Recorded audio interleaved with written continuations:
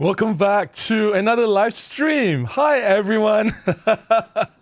Before we go too far, I know we have a very hot topic for tonight, but before we dive in, let's just make sure that the stream is working fine. You can see this video feed. There's no problem with the audio. The microphone is working fine. No echo, no distortion whatsoever. So let me know in the chat if you can see me and hear me okay, or if there's any problem, let me know. Or am I mumbling to myself and there's like no audio or whatever? Let me know, right? Let me drink some coffee first. I would like to show off my Canon L lens mug. Look at that. Yeah, drinking my coffee off the Canon lens. Coffee's life. Thank you, Squidad, for the update. I'll say hi to people first. I know a lot of you, I see some in the chat diving right into the topic. I know you're a little bit impatient. We'll get to it, don't worry. I'm not going anywhere. I'll be here chilling for the whole night. Yeah, thanks Gregory for the update. Thanks Brian. Let's say hi to some people first. As usual, I will reply to chats from members first. If you are a member, your name will be highlighted in green and there's a star badge next to your name. But I'll get to every single chat, so don't worry, alright? Just bear with me a little bit. Okay, Gregory, nice to see you again, Gregory. Hello, Robin and everyone. Andrew says, hello, everyone. Good humid evening from Malaysia. Yes, it's really humid here, hey. And my room is 29 degrees. It's quite hot. I wish it rained a little bit earlier. Rained heavier a little bit earlier. It rained, but it wasn't heavy enough. Gregory says, partly cloudy here in Katy, Texas in USA. Nice to see you again, Gregory. Yep, thanks for the update. All right, let's see.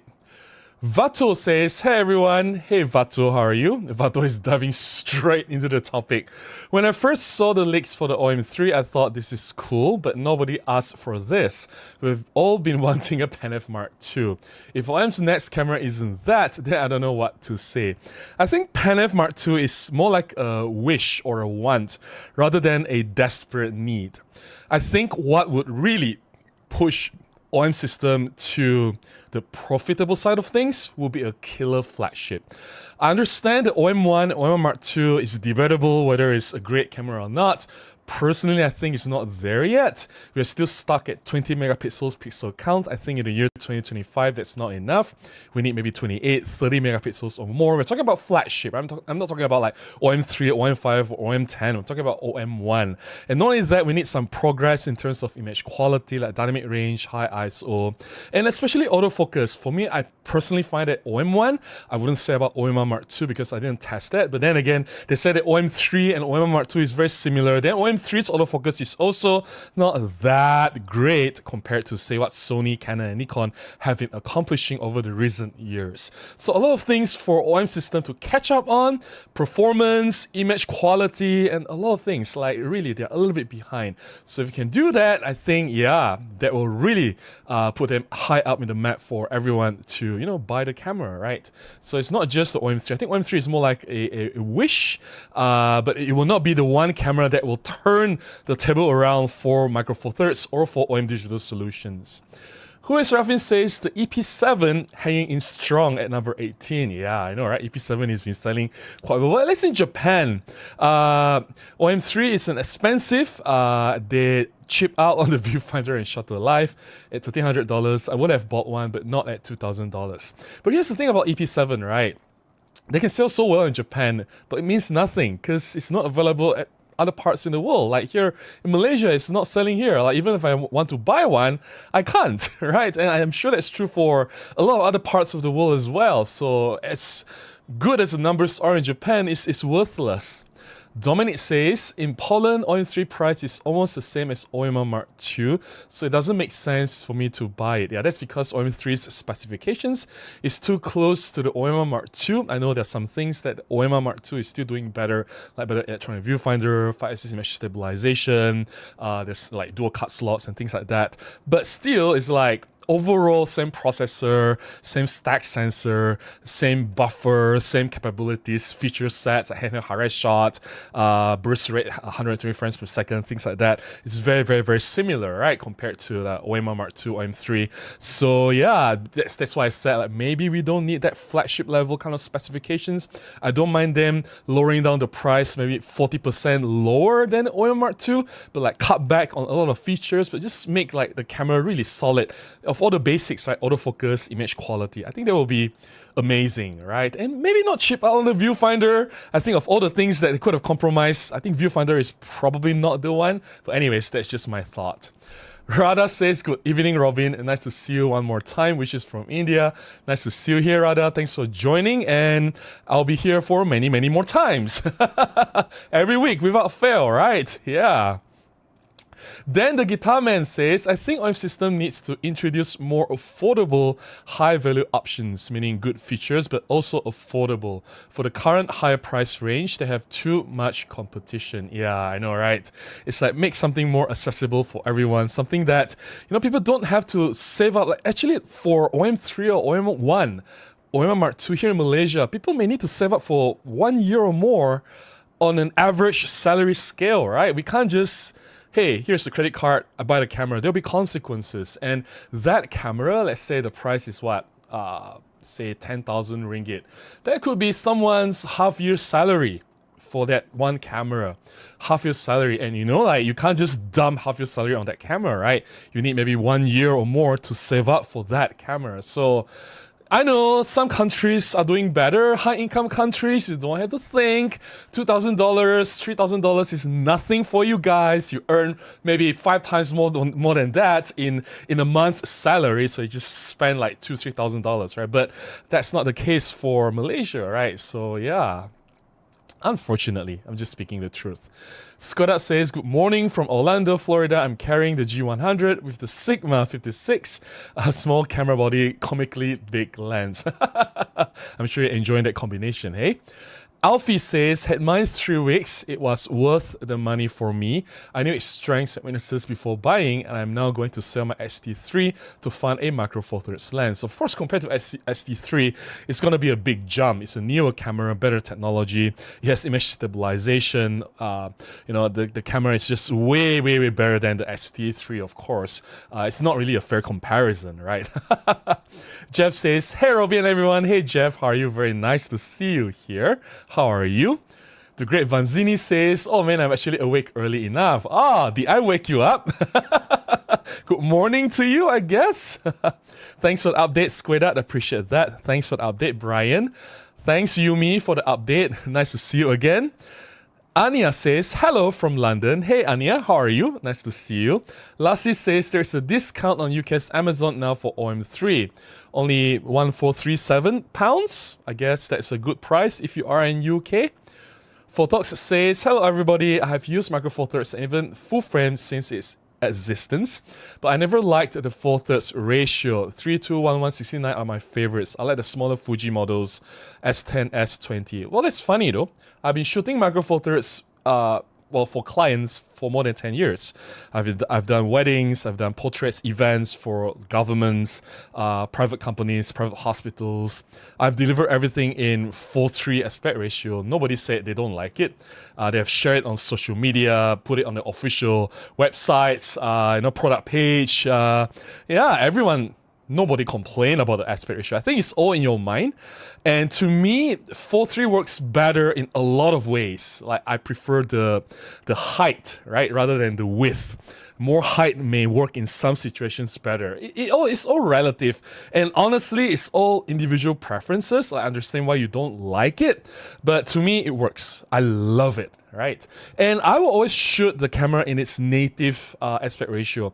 If I shoot in full frame, let's say I'm using a Nikon Z5, which I have, I'll shoot in the native aspect ratio 3:2, because with that I can maximize the entire frame of the sensor, right? I don't crop, I don't lose any pixels. Likewise, if I shoot with Macro Four Thirds, because the native aspect ratio is 4:3, it means I can use that to maximize the entire frame that I'm shooting, right? I don't waste any pixels. So there you go. Rebirth says there is news that DJI mirrorless camera is coming, and speculate to be L mount. That will be interesting. I think whichever that they want to get into, they don't really have to worry about. I think DJI exists solely in their own universe. They can latch onto the existing customers to support them. They don't need like Micro Four Thirds crowd or the full frame crowd or anyone to support them. They will succeed, and they have enough resources to survive. Even if this project doesn't work, let's say that they launch the camera and they make a loss, it doesn't bring them any profit, the experiment failed, they'll just move on and they don't care, right? They'll survive with minimal loss, right? So yeah, they're in a very comfortable position to do whatever they want to do. And bear in mind, DJI owns Hasselblad, so they do have imaging technology. They know how to make cameras, just whether they want to make cameras or not. Yeah. Muhammad Fajar says, clear video and sound, selamat malam. Thank you so much for the update. Nice topic about OM-3 and hot topic about Fuji X Half.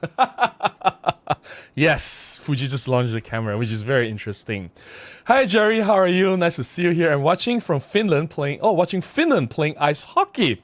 Okay, I believe that OM-3 will be slowly selling better. It's a so good camera. People haven't found it yet. I think whoever needs to find OM-3 has found it already, and if they haven't found it by now, they will not find it anymore. It's a little bit too late. And the fact that it's not selling well in Japan, the home country for OM system, it says a lot. We have a super chat. Thank you so much for Car S.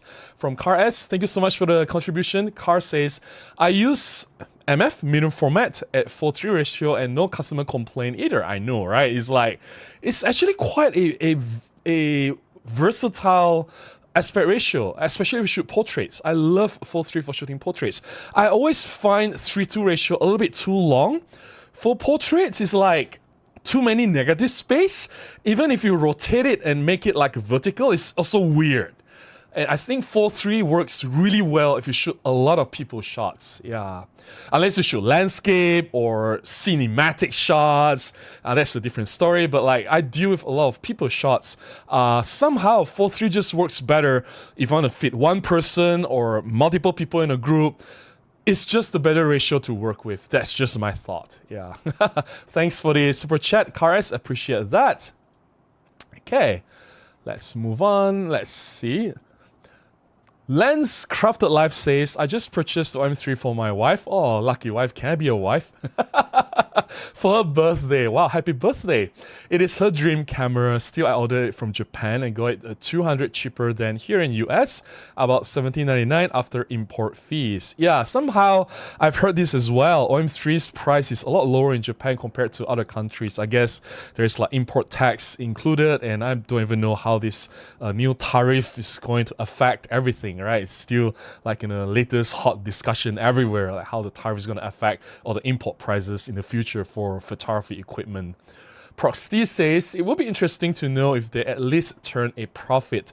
Personally, I won't be able to buy one anytime soon, even though I would like one. Well, in the first 3-4 years, it is a public listed company, OM Systems, so they can't hide. And they were not making a profit. They were in the reds. But the deficit is decreasing year by year. They haven't made any profit yet. Revenue is increasing. They're still in the reds. But I think they may not have any data last year yet. I don't know if OM System or OM Digital Solutions is following the fiscal year of the previous Olympus. The year is not exactly like ending in December. The calendar year, it ends sometime in like March, April. So now it's like the time where they will release the financial results, and maybe internally they have some discussion yet, and it'll be made available like very, very soon. So if that's true, then we'll know very, very soon whether last year they made a profit or not. That's assuming they follow the previous calendar year, because I work for Olympus. The calendar year is very, very, very weird. It starts and ends in March, April. So yeah, I don't know whether OM Digital Solutions follows this or not. Maybe they don't. Maybe they like normal companies, right? They finish the year in December, January. I don't know. We'll see. We'll see. The Great Vanzini says, just look Roja up. Sounds delicious. Yeah. Roja is like a fruit salad. Like it's a type of fruit salad, and it has this black sauce, which is just so amazing. Sweet sauce, oh, just so good. Proxy says, for prints, I think 4.3 looks great. On the monitor, of course, 16:9. It doesn't really matter. Like, I think when you compose a photograph, you have to compose it to the aspect ratio that you are shooting, right? And it's not like, oh, I just shoot first and then crop later. No, you have to train your mind to think and to really frame your subjects among within that aspect ratio that you are shooting. Then it will work better that way. Andrew says, even if I shoot at 3.2 portrait, I still have to crop it to 5.4 for IG. This is when I realized I'm cropping way too much. 4.3 is still the safest. Yeah, and well, to me, it doesn't really matter. Like I said, if I shoot with micro four thirds, because 4.3 is the native aspect ratio, that's why I shoot to get the entire squeeze everything out of the sensor, right? And if I shoot with full frame or APS-C, if the native sensor aspect ratio is 3.2, then I shoot with 3.2. So I get everything. I get the best out of what I'm paying for, right? Why do I want to crop? I'm losing things. Why would I want to throw away valuable pixels? I'm paying for the pixels. I want every single pixel that I can get, right? Yeah. Mika says, I got to handle the OM-3 the other day and I really need a grip or half case to be able to hold onto it. Yeah, that's one of my complaints about the camera as well. The grip is not exactly the best. AJ says, good evening everyone from Adelaide. Hey AJ, it must be really late there. Wow. Well, you don't have to stay if you can't. You know, I know a lot of people have to work the next day. You need an early night sleep. Don't worry, you can always catch the replay later. I appreciate you being here, AJ. Yeah, Jamie says, I love the OM-3 but couldn't justify the purchase at the moment. Happy with the OM-1 for wildlife and my backup silver EM-1 for street. That's amazing. Yeah, if you're into wildlife photography, then maybe OM-3 is not exactly the best camera for you. I can't imagine you putting in like 100 to 400 lens or 150 to 600 on that tiny OM-3 camera. I don't think that works very well. Viper Gamuka says, good evening, Robin. Hey, Viper Gamuka, how are you? Nice to see you again.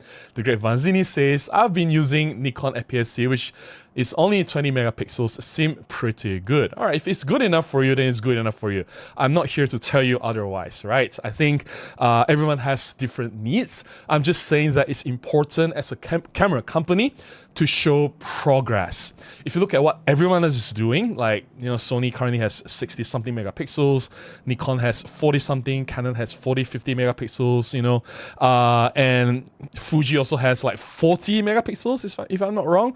So for Micro Four Thirds to be the last one standing, being stuck at 20, yeah, it tells a lot about the company, right? I'm not saying you have to, but your flagship camera should give the best of the best. Like OM-3, OM-5, OM-10, all the other cameras, it doesn't really matter. But your top flagship level camera, your best camera should have at least a little bit progress compared to the previous generations. We don't want to be stuck, right? Brian says, I absolutely love my OM-3. Yes, there are caveats, as you mentioned, but for me, these are non-issues. I almost never shoot any of the other cameras these days. Great that it works for you. Yeah, that's amazing. Andrew says, sorry, forgot to mention 3.2 is for my Sony's native size. It doesn't really matter. If it's native, then shoot 3.2. You want to squeeze everything out of the sensor, right? You shouldn't be throwing away valuable pixels. Yeah. Dave says, hi Robin, on one side, most of the standard paper size is 3.2 or close to it. On the second side, when I shoot portraits of couples, there's often not enough space in 3.2 portrait-oriented frame. Yeah, it all depends on what you want to do. Like, I guess we also frame our subjects differently. Like, I can't impose the way I shoot on you or everyone else. We all see things differently. We all frame things differently. So I guess just do whatever that's comfortable for you. Doesn't really matter. Yeah. Photox says, no grip on OM-3 is the one and only reason I do not want it. I bought a grip for my OM-5. Grip is too small for bigger lenses. I understand. But at least you have a choice, right? Like OM-5, you can add on a grip. But then OM-3 doesn't have the official supported grip. I mean, like, yeah, there are third-party grips, but why, OM system? Why would you do this? It doesn't make sense. It's not like you have only tiny lenses, right? You have large lenses. Don't you want your users to use the large lenses on OM-3? Don't you want to sell your large lenses? Like, it doesn't make sense, right? Some decisions is just weird. Jeff says, I wonder what sales are like worldwide. That is the kind of information that unfortunately we'll never be able to find. I think Japan is very transparent in a lot of things that they do, and the fact that they share the BCN ranking for the Japan sales is very good. But the BCN data also is not just within Japan. I think yearly, or I don't know when they'll share this, but I know every year they'll share the shipment data to worldwide. Not the sales though, because we don't know, like, they ship the cameras out from Japan to the whole world, right? But it doesn't mean that, let's say 1 million camera went out from Japan, it doesn't mean that the 1 million cameras will be sold to everywhere in the world, right? Maybe only half of it is being sold. So, and maybe, like, you know, they ship it to the US, 90% of the camera is being sold in US, but then they ship it to Australia, maybe only 50% is being sold in Australia. I'm not saying Australia is having poor sales. I'm just saying that we don't know the numbers for sure. We know the numbers going out, the export, right? The camera export. We don't know the actual sales to the customer. And there are many layers, right? Like the numbers being sold out of Japan, going out of Japan, the numbers coming into the country, the numbers being loaded to the retailers buying the cameras is one, but the numbers being sold to the customer is another one. So there are so many layers, like at which point is the actual sales? We don't know, right? So yeah. All right, I'm gonna pause here at Jeff's comment and I'll start giving a bit update on what's happening in my life, but let me have some coffee first. Coffee. So on Monday, as usual, I have launched my weekly video, one new video every Monday. And this time, it is the OM-3 again. I guess it's a surprise to some people. Hey, Robbie made another OM-3 video. Yes, I don't hate that camera like some people accuse me of. I don't really hate any cameras. Like, come on, as a photographer, why should I hate any camera? Yes, I complain about certain things about some cameras. Like a normal person, there's things that I like and dislike about certain things, right? Like, that's just normal. But I don't hate it. I think it's a great camera. I enjoy using the OM-3. I said it multiple times already. Whether you want to choose to believe it or not, that's up to you. And this time, I talk about specifically black and white photography. Why OM-3 is excellent for black and white. Because like the Pen F, which it all started, there is the creative dial, and there's presets built into the camera. A lot of people don't realize this. Yes, OM system, they do have film simulation. They can't say film because Olympus never made any film. And they want to simulate or recreate certain film effects. They can't use the names because they don't own the rights to use these films, right? So yeah, but they do try to recreate the look. They did a lot of things. They scan actual film grain from real films. They try to simulate the look, the contrast, the color filters and everything.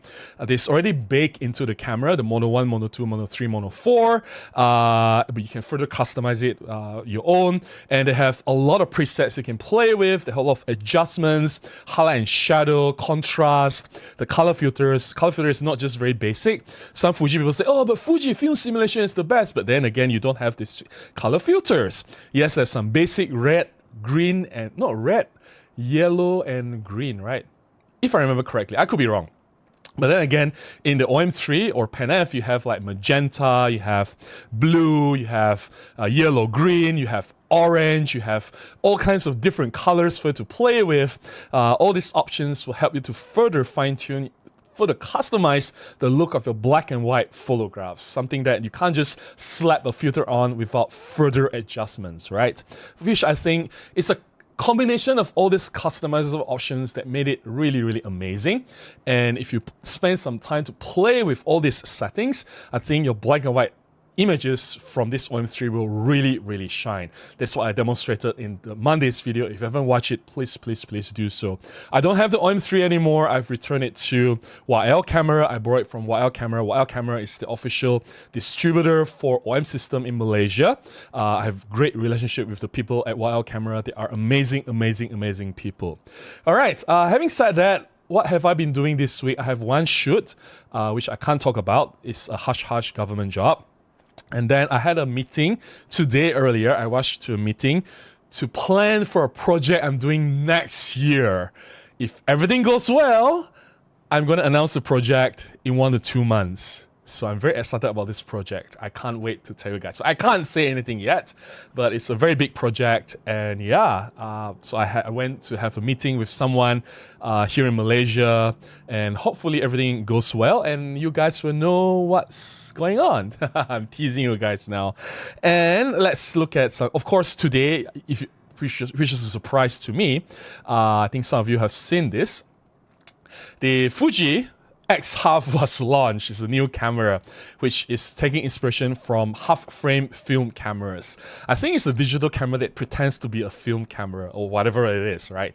I haven't seen the camera.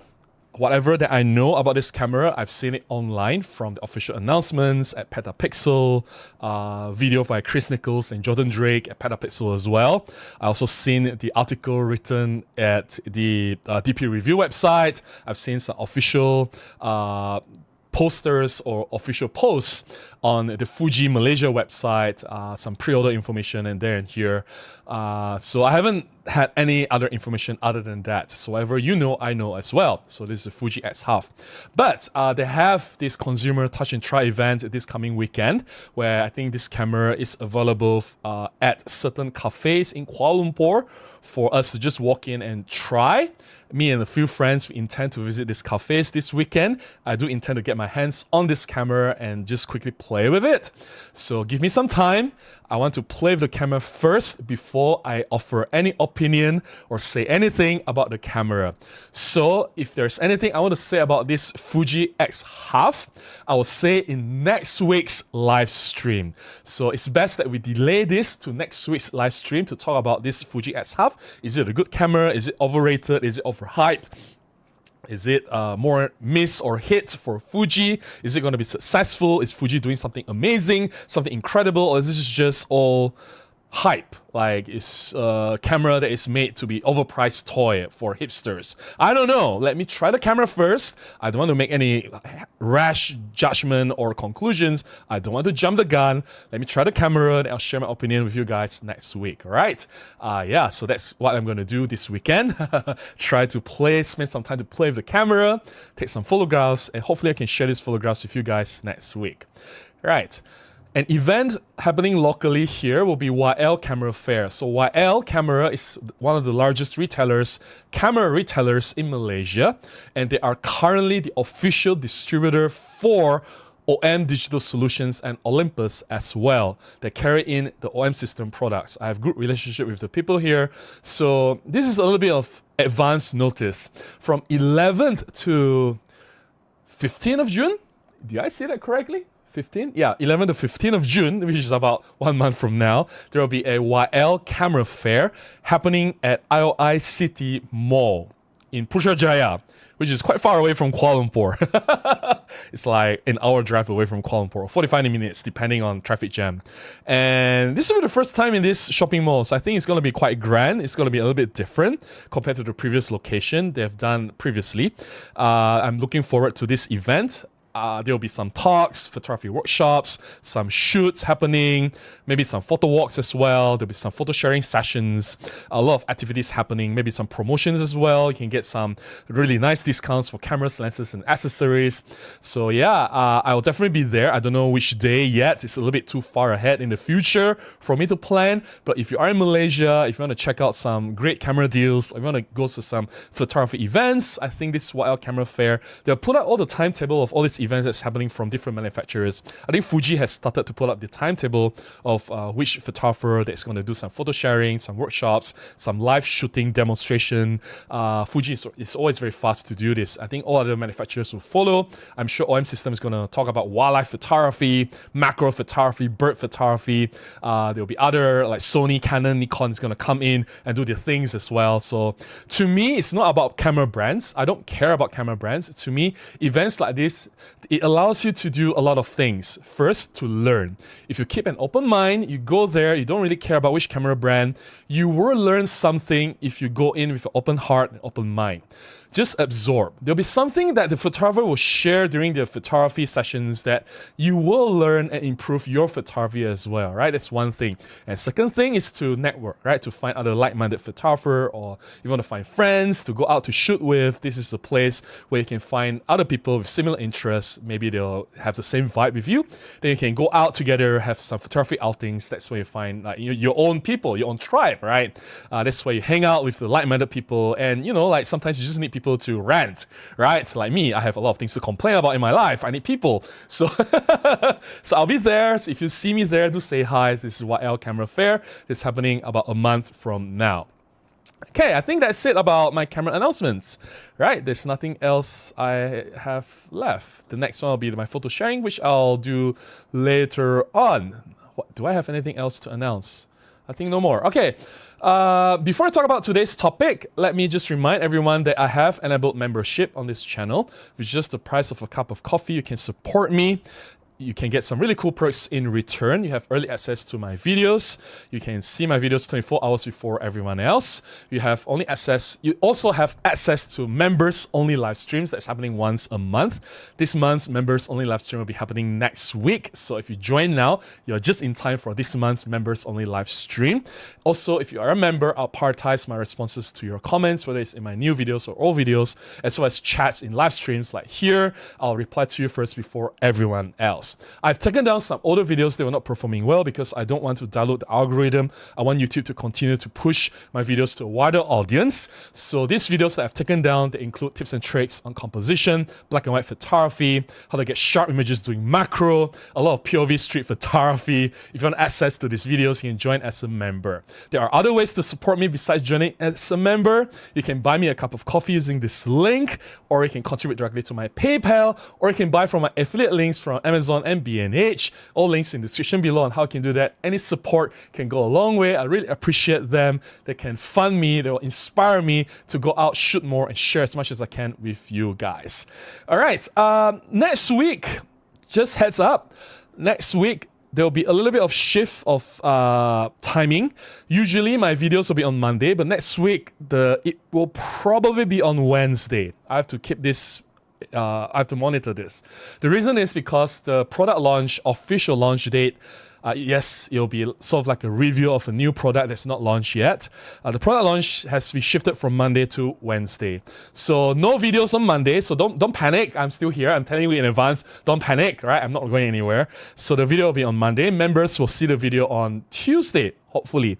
If the video somehow will not be able to be launched on Wednesday, then I'll substitute with some other videos, so don't worry, right? Something will definitely come out, but instead of Monday, now tentatively it will be on Wednesday. So just bear in mind. And next week's live stream, we will talk about the Fuji X Half. All right. So let's try not to. I don't know. Like, just gonna talk a bit about the X Half. So I've watched the video on Petapixel. I've looked at the articles at DP Review, and looking at the comments. Oh my goodness. I have never seen people bash Fuji so badly before. Like, really, every single comment has been negative, and like, wow. It is so difficult not to be swayed by these comments. After reading like 10, 15 comments, I stopped myself from going any further. I'm like, this is really depressing. And since I'm able to see the camera in person this coming weekend, let me see the camera first. Let me decide if I want to like or hate the camera. Instead of like people telling me like, Robin, this is a horrible camera, this is horrible. Like, all the hatreds are coming in right now. I'm trying my best to block all the hatred. Like, really, like, come on, guys. Like, no. I don't want to hate the camera. Like, this is so bad, right? And knowing me, right, if you've seen my channel, I have actually talked about Fuji a lot recently. I've talked about the XM5, I've talked about the X100 Mark VI, I've talked about the XT50, I've talked about, what else have I talked about? XM5, X100 Mark VI, XT50, I've talked about a lot, right? And I've been quite positive. Yes, there are some things that I complain about them, small things there and here, but generally, I've been very positive about Fuji products recently. So I really don't want this to be the first time I talk negatively about Fuji. Like, no, I'll try my best. But if it's really bad, I'll also have to be honest, right? Like, I just can't run away. If it's really bad, I'll be honest with you guys. But at least I have to give it a chance before I make a conclusion. So that'll be next week's live stream. So let me drink some coffee. I'll get to the chat. All right, before I get to the chat, let's just dive into the topic. For this week's topic, let's just keep it simple. right? OM-3, based on this ranking, I think you guys saw this comment, right? The pinned comment. Based on this particular link, you can click it. You can see the top 50 best-selling cameras in Japan. OM-3 did not make it into the top 50, and that's actually quite troubling because OM-3 is quite a new camera. It is this year's camera, right? It's launched in the year 2025, and now it's only in May, and it's not even in top 50. I'll expect maybe not top 10, top 20, but I don't know, maybe 30, 40, right? But it's not even in the top 50 in Japan. And Japan has been very supportive of Olympus and OM system products. If some products will not make it in Japan, then it will have trouble doing it elsewhere in the world. So Japan is like the launch ground for Olympus, and Olympus has always been like number one in mirrorless market in Japan for the longest time, for perhaps almost 10 years. Yes, there's less competition back then. Yes, Olympus was the first to push mirrorless into the market. That's why Olympus had the status. They stayed at the top for the longest time. But to see them going from number one and now, the OM-3, the latest camera, not even in the top 50, it's actually very, very troubling. It's very upsetting in a way. And it's just like not so much of us figuring out why this happened. It's like, it's not so much of like us bashing Olympus or OM system or like wish OM-3 could have done better or anything. But it's more like, let's talk. What does this mean? Or what happened, like what really happened, or what could have OM system done better, what went wrong. It's like, I think this is a good conversation point, right? I think a lot of people will have a lot of things to say. I'm sure you have opinion, about OM-3 or what could have been done better. Yeah, let's just talk. I want to hear from you. Instead of me feeding the information and my thoughts and my opinion this time, I want to hear from you. So what do you guys think? What went wrong? What could have been done better, right? Why is OM-3 not in the top 50 best-selling cameras in Japan? Will it be better? Do you think this will end well? Or, I don't know. Let's just hear your thoughts. All right, let's get to the chat. Dan the Guitar Man says, if OM came out with their own affordable version like the new Fuji X Half, I think it would be a hit, just not vertical orientation. I can see that Dan is already against the vertical orientation of the sensor already. AJ says, have been using my OM-3 with the 150 to 600. Doesn't look right, but getting more keepers and having a lot of fun with it. Having more keepers than which camera? Than OM-1?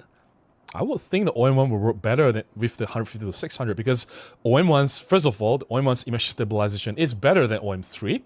And secondly, like if I'm shooting with OM-1, the handling will be better, right? And the viewfinder is better. Like how is OM-3 better than OM-1? I just don't get it. Okay, let's see if we have another member's comment. John says, delay no more. Delay what no more, John? You want to buy the X Half? Hey, John, are you going to check out the Fuji X Half? Or do you have the X Half already? Are you making any content on the Fuji X Half? I want to know, hey. Yeah.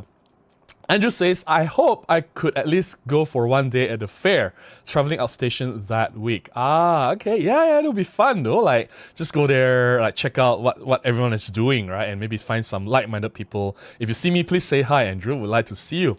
And maybe I'll buy you a cup of coffee.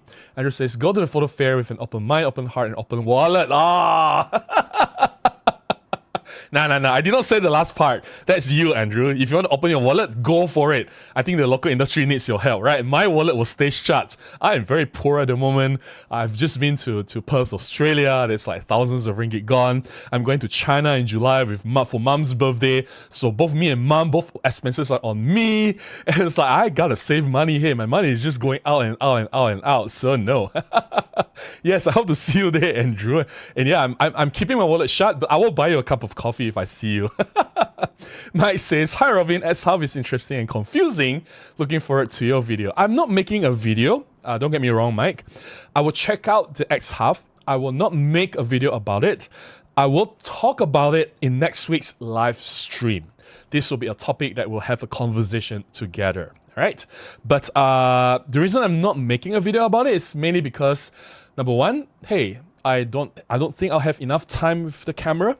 it'll just be my first impression, and I've watched so many first impression videos already. I don't think I can do a better job than, say, Chris Nichols and Jordan Drake from Petapixel. It's like, they're doing such an awesome job and such a thorough job covering that camera. And if I can't do better than them, what am I doing with my video? I'm just wasting everyone's time, right? Like, why don't you just watch Chris? It's like, really, like, if you haven't watched Petapixel's video of the X Half, just go and check it out already. Yeah. Tomato says, good evening, Robbie and all from rainy Australia. Hey, send some rain over here. It's so hot. My goodness. It is, I don't know if you guys can see this. It's 29 degrees Celsius. Yeah, I should tune it up here. In my room, it's crazy hot. My goodness. Gregory says, you said it correctly earlier on. I have been reading on it and focusing on premium flagship products tends to sell to all potential customers early. Everyone who will want it has bought it already. Yeah, I mean, if you have, like, if you want the best of the best, right? Most people will already want it already, right? You wouldn't wait for too long unless they're waiting for a discount. There will be a different story. But I don't think discount is going to happen for OM-3 that soon. Maybe you have to wait maybe another few months or half a year. I don't think the price will come that soon, right? Unless something went terribly wrong. AJ Cooper says, don't have the OM1, only have the EM1 Mark III, EM1 X, and Pan F. So my keepers have gone up a lot. Ah, I understand. Of course, the OM3 is using a different technology compared to the EM1 X and the EM1 Mark III. And if you're shooting, depends on what you're shooting. If you're shooting birds, the bird AI subject detection alone is already such a huge upgrade compared to the EM1 Mark III and EM1 X, right? There's something that wasn't built natively for EM1 X, although they added on the firmware later on, but it wasn't in the camera in the first place. So the bird detection autofocus is like a huge game changer already, so you can't really compare. It's not fair. But if you compare with OM1 and OM Mark II, I think that's a different story altogether.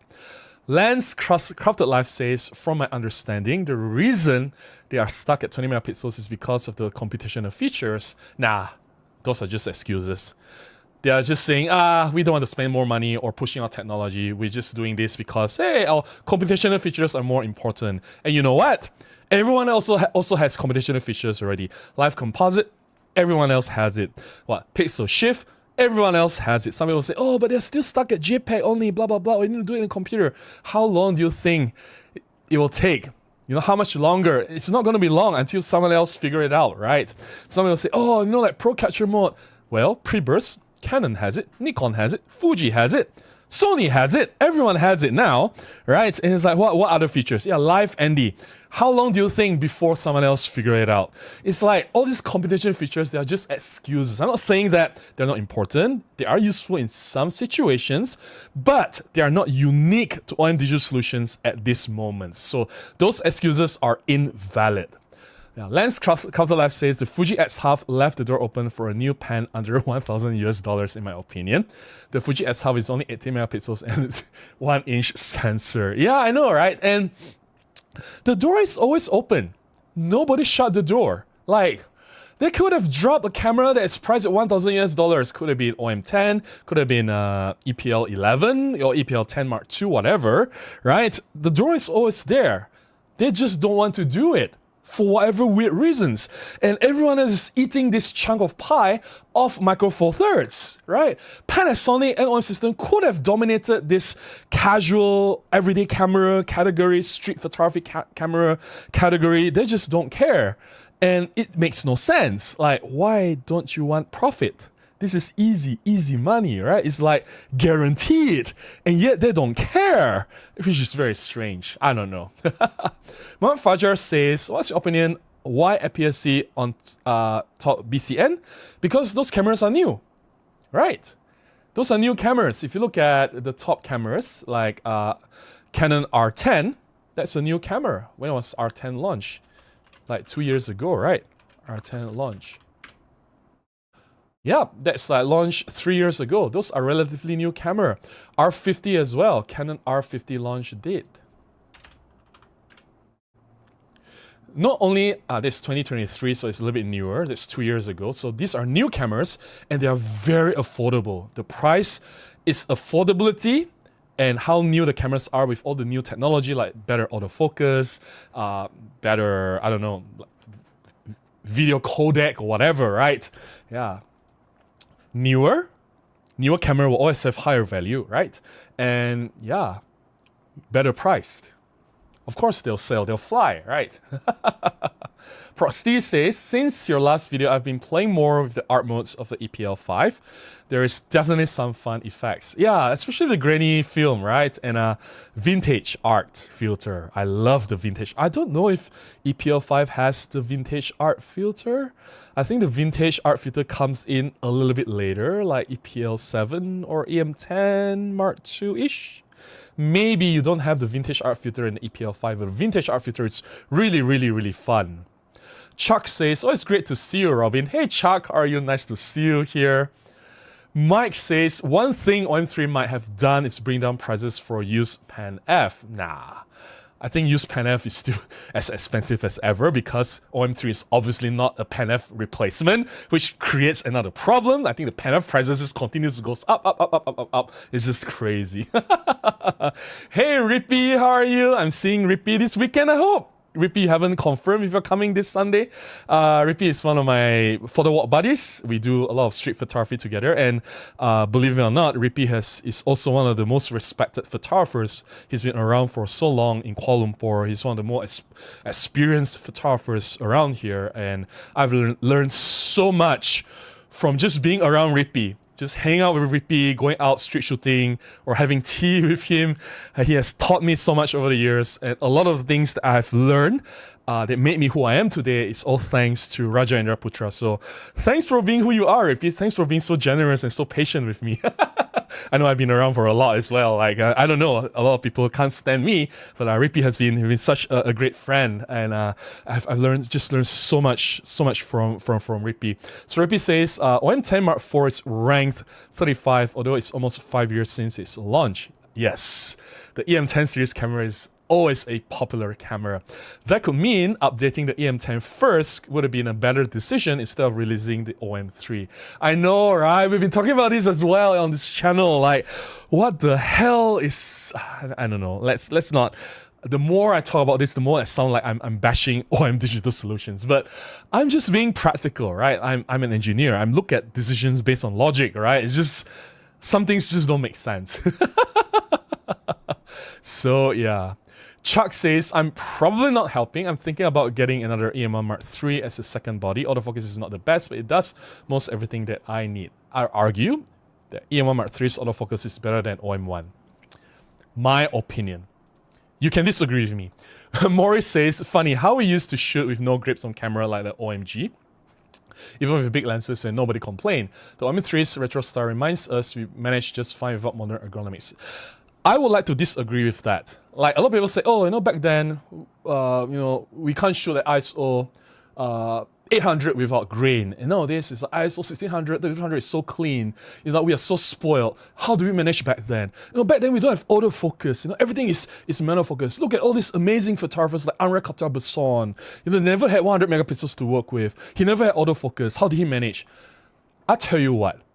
If you give Henri Cartier-Bresson 5-axis image stabilization, if you give Henri Cartier-Bresson autofocus, if you give him 100 megapixels, I don't think he's going to touch his Leica camera anymore.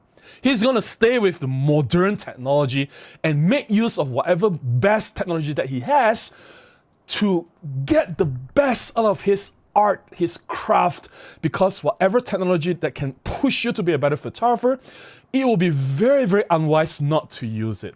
That's my argument. Yeah. The Great Vanzini says, X Half, $850 here in the States for pre-order.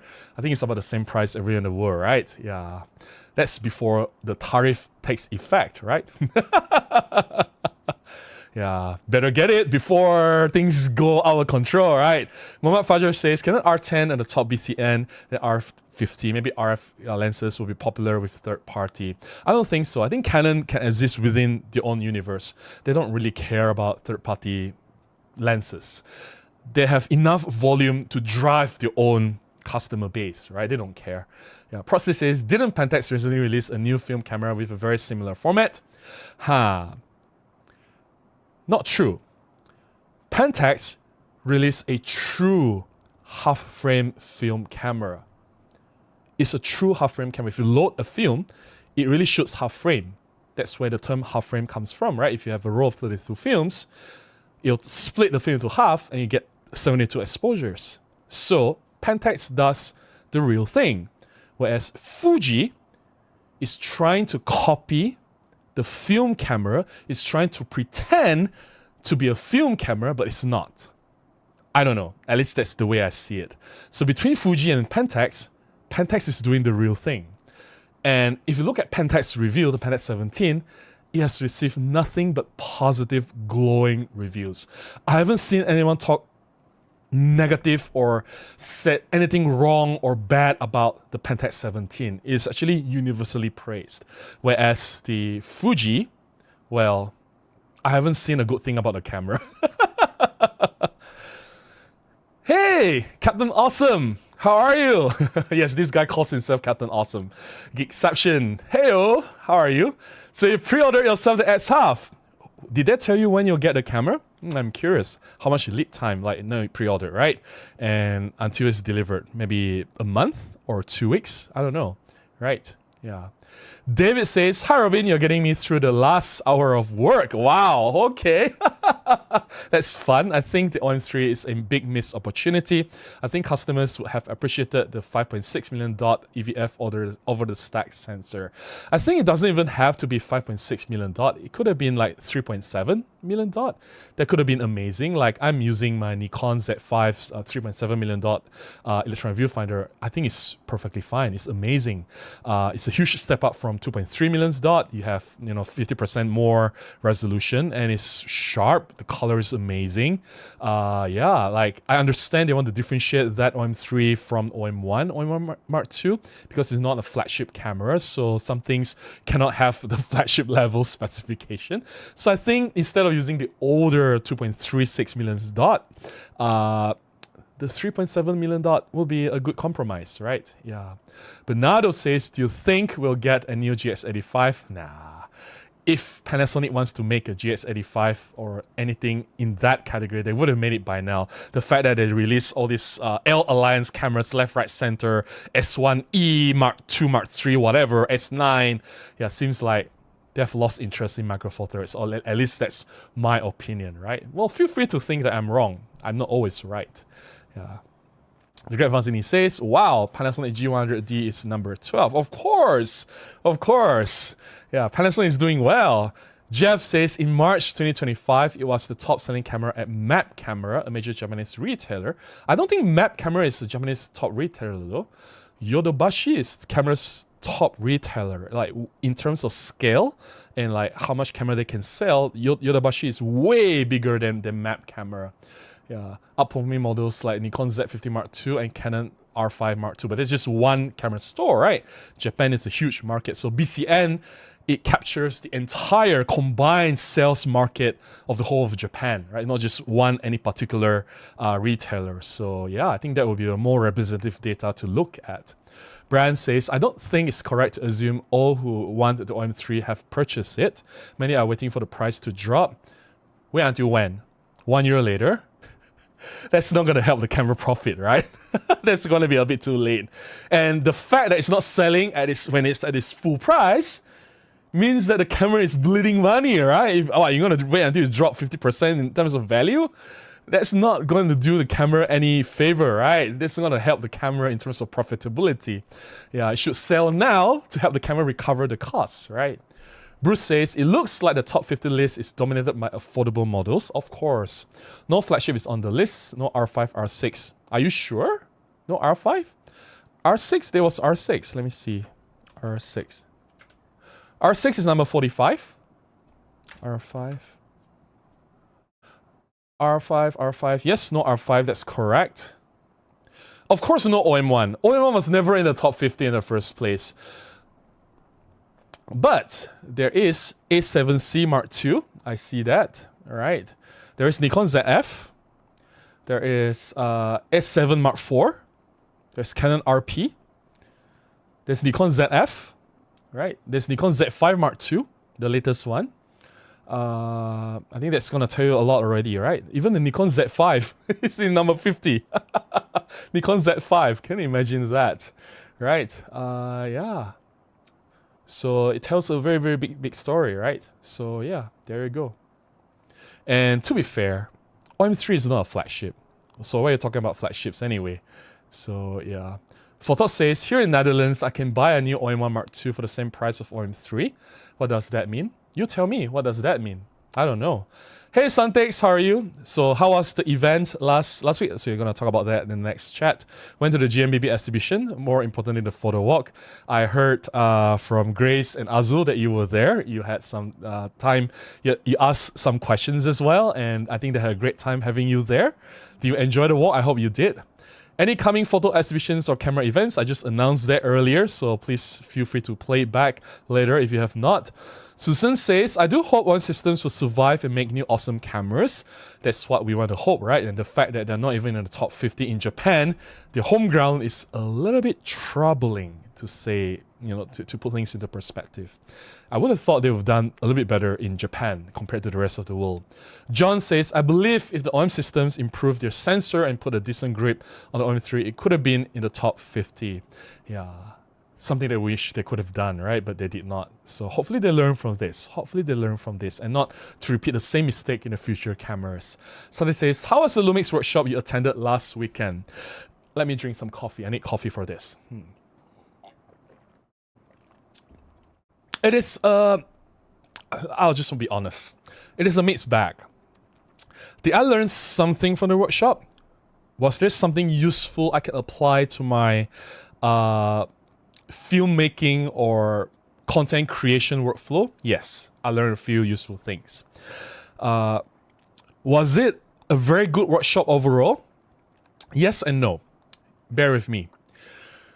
If you are new or if you have never done a video before, you attended the workshop, you will expect to learn some things, right? Like by the end of the workshop, you'll be able to do certain things. Will you be able to shoot a video or put together a video? No, you are not. And if you already have some experience, if you've shot video before and you have experience with editing software, then maybe you'll learn a few things, but not much. Is the speaker good? I think the speaker is quite good. He's quite experienced. The speaker obviously knows what he's doing. He has covered most of the important basics. He has explained it quite well, to my surprise. I think he did a good job explaining some of the technical terms in terms of filmmaking. But I think the workshop could have been done a little bit better to enable the participants to at least be able to master certain skills at the end of the workshop. Like, if I go to a driving workshop or a driving lesson, what should I expect at the end of the driving lesson? To be able to drive a car, right? If I were to go to a cooking class, learn, say, how to cook pasta or pizza or baking class, I would expect to be able to cook and bake at the end of the lesson, right? Or lessons, right? To be able to make my own pasta or to bake my own cake, right? So I think the output is very important here. Like if I were to think, let's say, I have less fundamental knowledge in terms of videography and filmmaking. If I went to the workshop and with all the things that is being thrown to me in the presentation, with all the things that I've learned, at the end of it, will I be able to produce something? It is a solid no. So yeah, I hope they improve on this. I give them my feedback. I really hope they improve on this because the presenter is not bad. Maybe it's not the instructor's fault. Maybe the workshop is too short. Maybe the Panasonic people wanted him to do things differently. I don't know. I think the presenter is doing quite an okay job given what he has, right? But yeah, I think the workshop could have been improved. I hope that makes sense to you, Santix. Asru says, good evening, Robin. Hey, Asru, how are you? Just came in. We'll just lurk and listen in. I got nothing to add to the topic. Ah, thanks for being here. I appreciate that. Mike says, as a shooter since the film days, let me just say, wanting film, waiting for developing to see the photos, man of focus, was all just how it worked. Those things didn't inspire creativity. Yeah. I would say that the process is just a process, right? And like at the end of the day, as a photographer, when I look at your photograph, it doesn't matter whether you shoot with film or medium format or smartphone or micro four thirds or full frame. I don't really care. I want to see the content of a photograph, the storytelling aspect. How does the photograph make me feel? If it's a good photograph, it doesn't matter what medium you shot it on, right? It's still a good photograph. You get what I mean? Yeah. Gregory says the OM-3 was selling above its value for those who could not wait. It is decreasing to its actual value. OM system is not losing money. It is losing money. Trust me, it is losing money. John says, when are you doing workshop? Why am I doing workshop? Did I say I'm doing workshop? I'm not doing any workshop. I'll read one or two more comments and then we'll go to the photo sharing. Mira says, hi Robin, why hasn't a small affordable Lumix camera with hybrid focusing and usable autofocus come out yet? Ask Lumix. Why ask me? The Lumix GS9, G100 or Pen are excellent devices, but the competition is on another level. Yes, in terms of autofocus, both OM system and Panasonic, they are way lagging behind, way behind competition. I agree. Hozunon says, recently dusted off the old Lumix G80 with Olympus 12-50 kit lens, took it for a few shots, and the APS-C shooter, I'm starting to get more drawn to micro four thirds. This camera and lens shocked me. Well, welcome to the micro four thirds world, and hopefully you'll explore more, and yeah, hopefully you'll do more art with micro four thirds. With that comment, I'll put a pause to the chat. I'll come back to it. No worries. Let me get to the photo sharing, but before that, let me drink some water. It's really hot. What's the temperature? It's still 29 degrees. I need to drink more water. Stay hydrated. And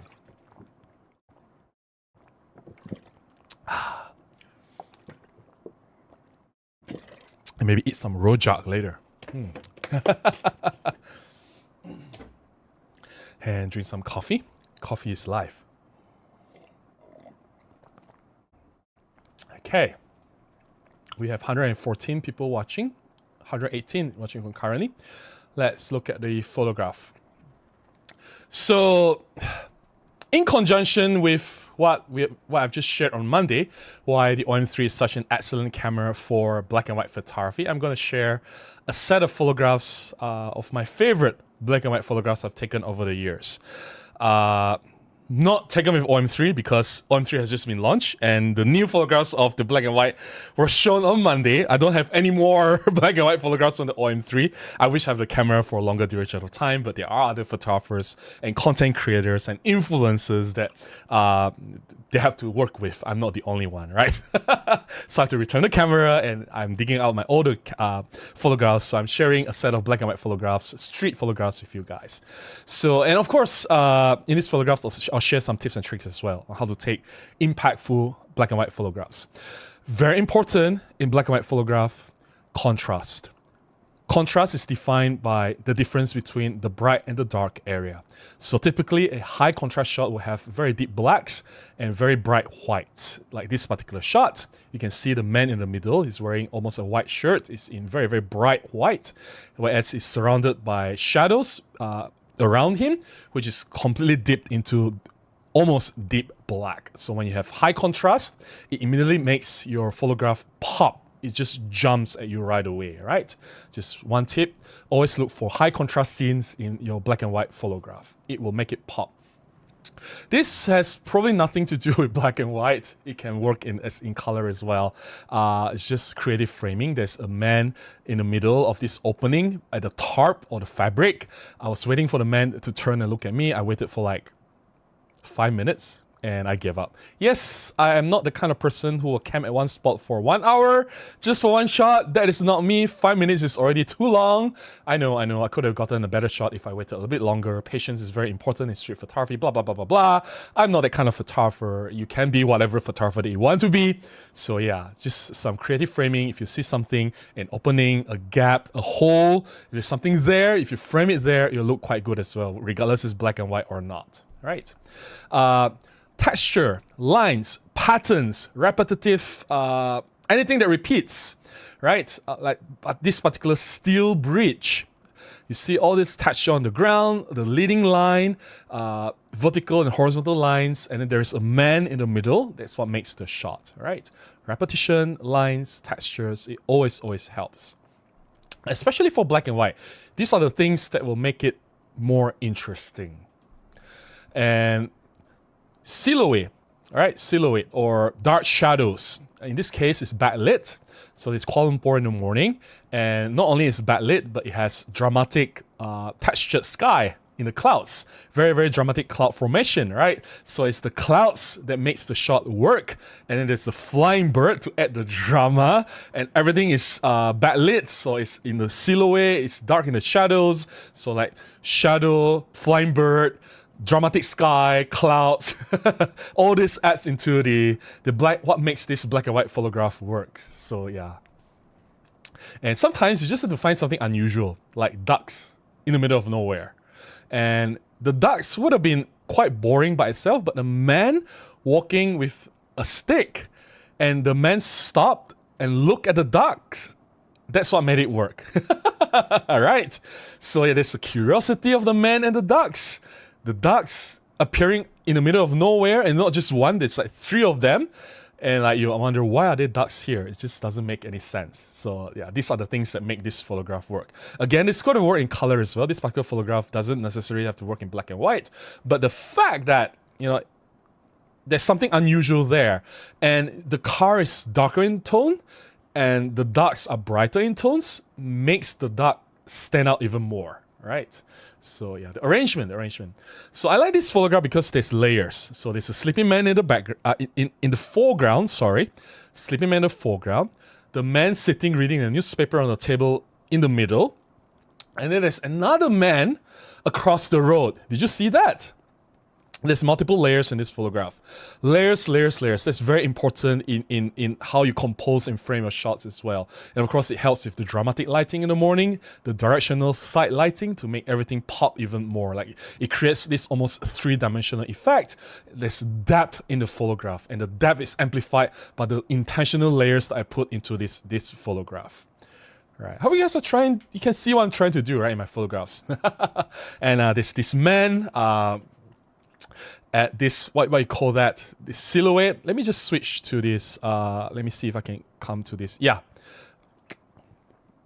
So we are here already. So this is a little bit better because the frame is a little bit fuller. So there's the man in the silhouette. Always black and white works very well in silhouette. And there's a roller shutter in the foreground. There's lines, texture, light and shadow, contrast. You see how everything fits together nicely in this photograph. Yeah, light and shadow again. There's the man hiding in the shadow, and the man outside there chilling. I think they're having lunch break or something, or smoking break. I don't know. All right. And again, lines. A lot of lines here. Horizontal lines, vertical lines, textured floor. I think they all work together, put together nicely. Right. Stairs, lines. People walking down the stairs. A lot of lines in a photograph. Black and white, you need to use lines, patterns, repetitiveness. These are the things that will make it work. A lot of texture as well. This is in New Central, in KL Central. The famous bridge. A lot of lines here happening. The patterns, right? Also light and shadow. The strong morning light shining in through the light panels, casting the shadow and light on the ground, which makes this work really, really well. Same location, just a different angle, shooting up. When you have nice architecture, we have nice patterns, you have nice shapes, it works really well. I just need to wait for a human element to come into the shot. Yeah, it worked really, really well. I like this shot. This is my favorite shot. I really love this shot because if you look at the shirt that the man is wearing like a checkered shirt. And the checkered shirt matches the entire vibe of the photograph very well. The patterns very, very well. And I like that there's like the light shining on him as well, which is really cool. And then there's another man in the shadow all the way down there, framed by the opening in the middle, which is pretty cool. All the framing just works nicely, right? It's all timing. You just have to be there at the right moment, at the right time. Just click the shutter button. So yeah, this is one of my favorite shots of all time that I've taken. And another element that makes black and white photograph works. Smoke. When you see smoke and light, it just makes the photograph magical. It just instantly becomes magic. Just click, no matter how you click, it's just nice. And this shot, of course, there's a man there looking at me with direct eye contact that makes this work. Yeah. Smoke with light is just instant magic for black and white. So there you go. Just a man making coffee in the morning. And this shooting against the sky is always nice. Somehow it's nice, especially with something against the sky. Right? Here's the torn umbrella in the middle, which I thought was really interesting. It just shows that the umbrella is not doing a very good job sheltering people from the sky. Yeah, there you go. Torn umbrella. And portraits work very well in black and white. Here, I don't share a lot of portraits because I've shared so many portraits previously, so I just share one in this particular series. And this is the last shot. Some buildings looking up, and sometimes to get this kind of shot, it works better when the sky is textured. If it's clear sky, it will work. If it's deep blue, you can just darken it. But sometimes with the cloud, with the texture, it just works so much better. The texture added another layer of depth into the photograph. So there you go. Those are my short series of black and white photographs. I hope you guys learned something from this. Just want to go back to my favorite shot. Where was it? No, already passed it. This is my favorite shot. I really love this one. I quite like this as well, but this is a very common shot. A lot of people have this kind of shot already. If you are in Kuala Lumpur, you should get this kind of shot very easily. Yeah. And let me see if there's anything else. I like this shot as well. The layering and this like sleeping man, the man reading newspaper. They're just chilling. Like, you know, to folks, Kuala Lumpur folks chilling. It's in Petaling Street. This is a very common scene. People getting comfortable. I like this because it's a bit unpredictable. Come on, how often do you see ducks on the streets, right? So there you go. I hope you guys enjoyed the series. Let me know if you do. All right, let me drink more water, some coffee, and get back to the chat.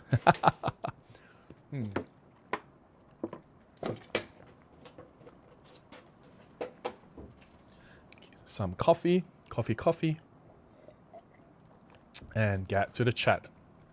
All right.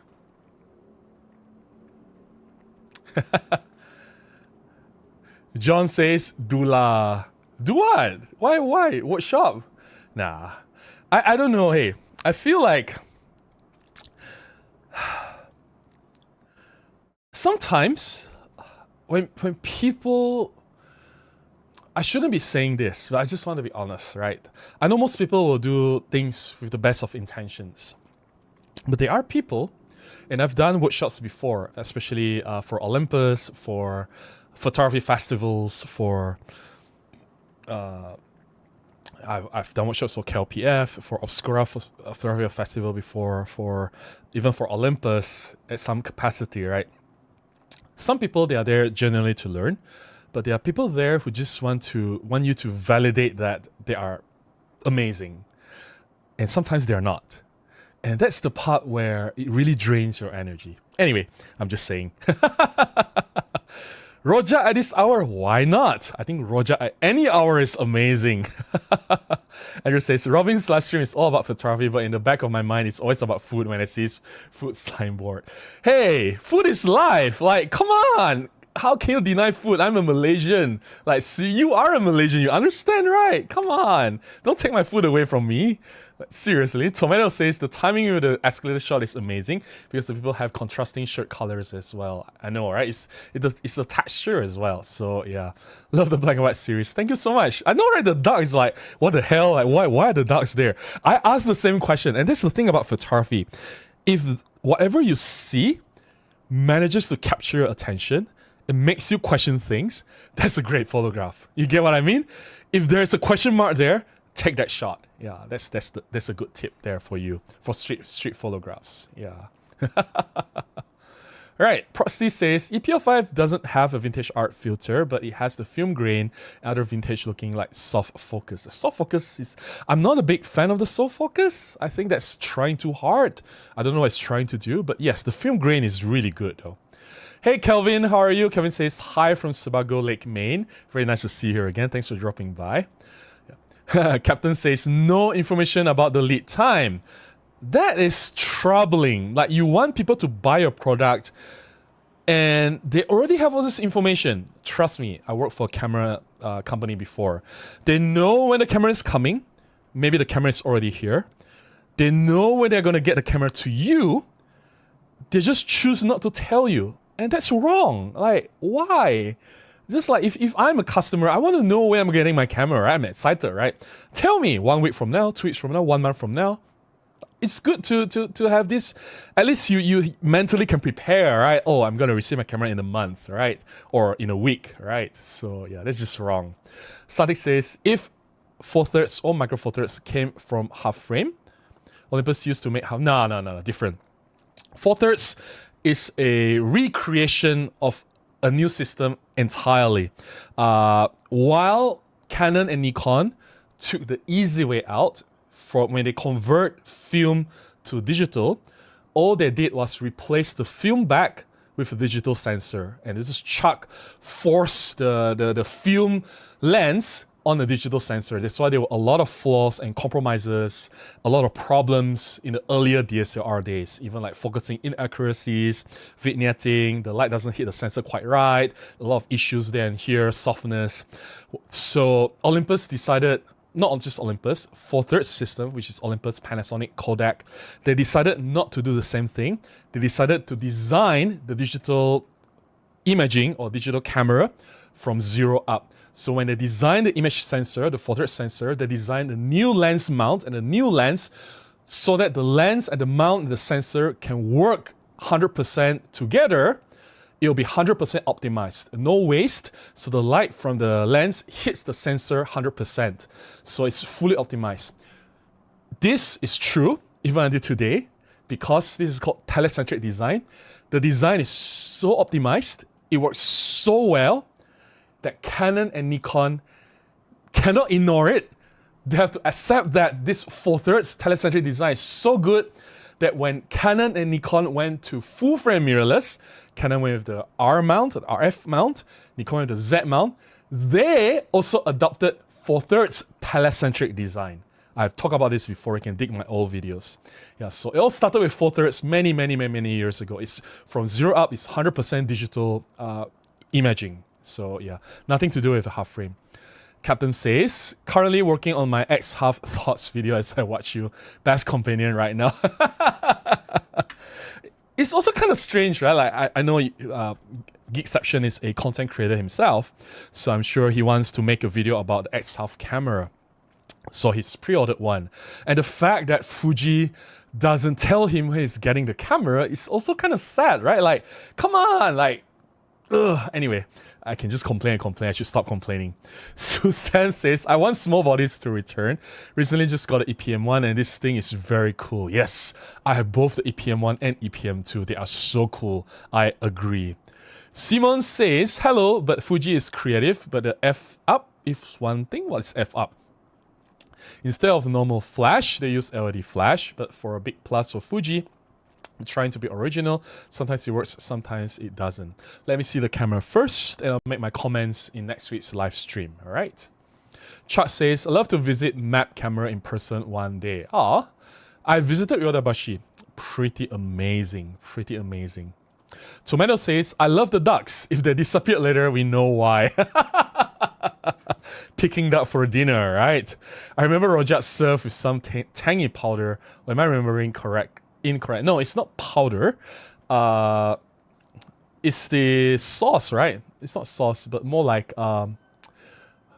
it's sauce. Yeah, it's tangy sauce. Yeah.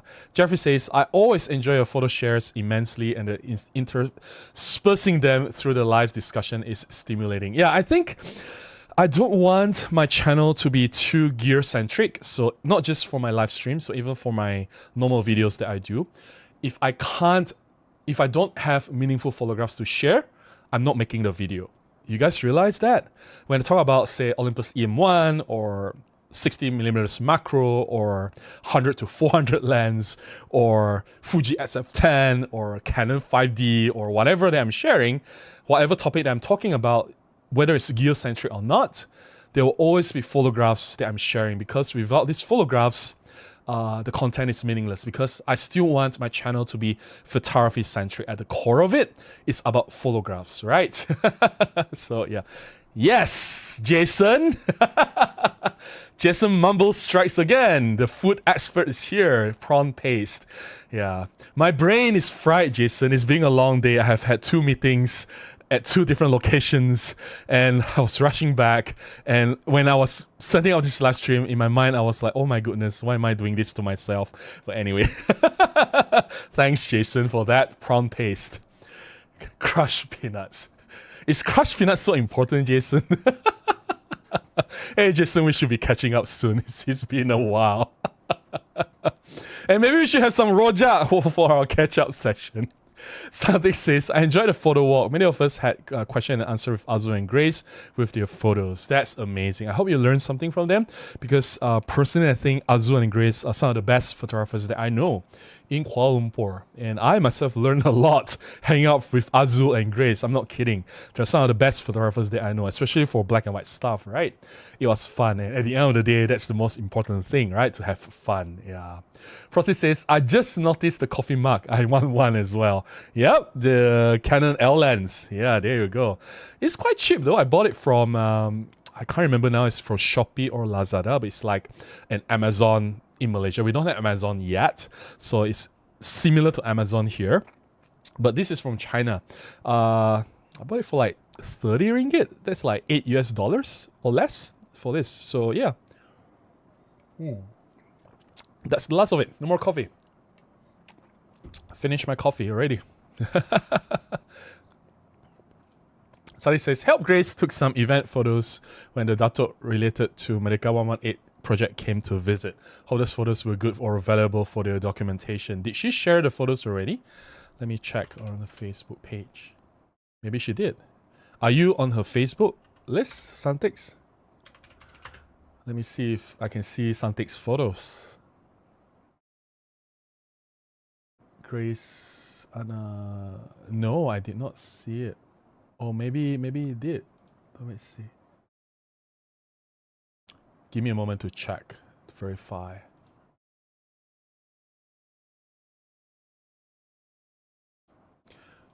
I did not see her tag your name, because these photographers, they are very particular about crediting other photographers' work. So the fact that I don't see your name means that she has not shared the photographs yet. Yeah, no worries. I'm sure she'll share it sometime soon. She's just, if you know, and I think Grace, yes, Grace has a full-time job. I just realized Grace is in the construction line as well, and we both have overlap history. And we started talking about like things that we were involved in, projects. It was really cool.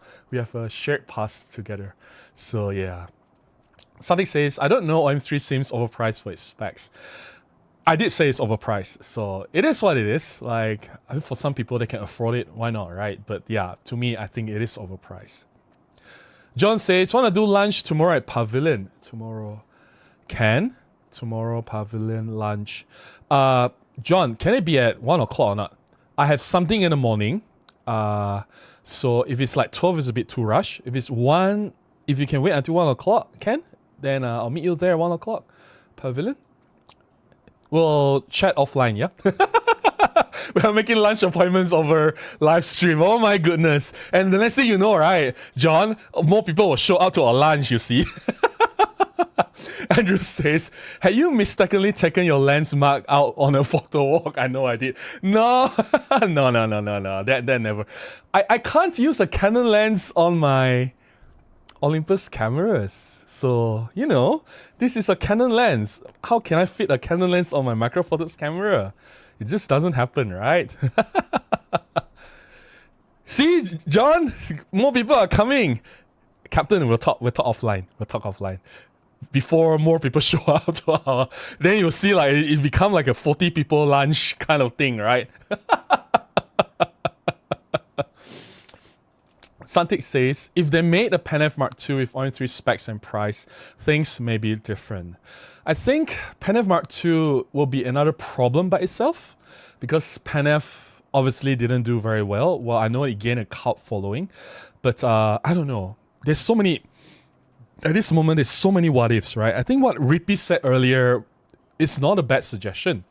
EM10 continues to sell well even until now, 5-6 years later. It's launched 6 years ago.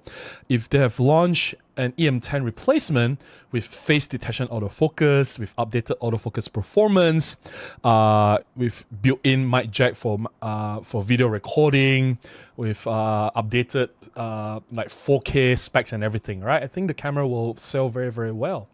Yeah, Rojak Buah, of course, but I like Pasimbor as well. I like Pasimbor. The one in Penang, oh my goodness, I love it so much. Yeah, or some people call it Rojak as well, right? Anyway, I don't think whichever Rojak, just give it to me. I'll finish it right in front of you, Santix. Hazuno says, to be honest, I'm having a hard time deciding if I should buy a Panasonic G9 Mark II or OM-3. I used to own a Panasonic S5 Mark II, which is same as the G9 Mark II, but I feel that OM-3 could trust more with weather resistance. That's interesting. Why don't you trust the S5 Mark II?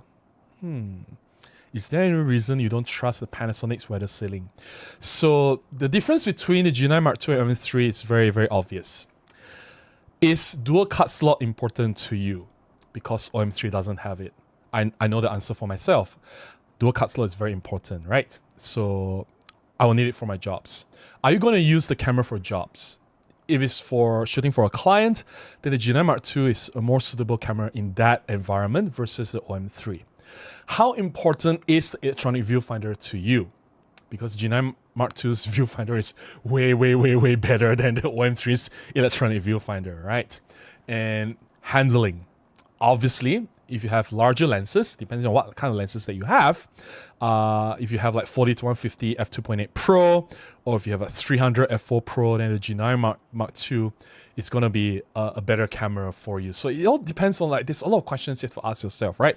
If you just use small lenses like 25 f1.8, 45 f1.8, 70 f1.8, the OM-3 is not a problem. If you shoot with just the LCD screen, you don't care about the viewfinder, then the OM-3's viewfinder is not going to be an issue for you, right? If you say, oh, I'm not going to use this for a job, I'm just a casual shooter, then obviously you don't need dual cut slots. You're just going to do street photography or everyday carry casual photography, then you don't really need a redundancy, right? You don't need dual cut slots for backup, then single cut slot is fine. Then OM-3 is probably a better camera for you because it's a little bit smaller.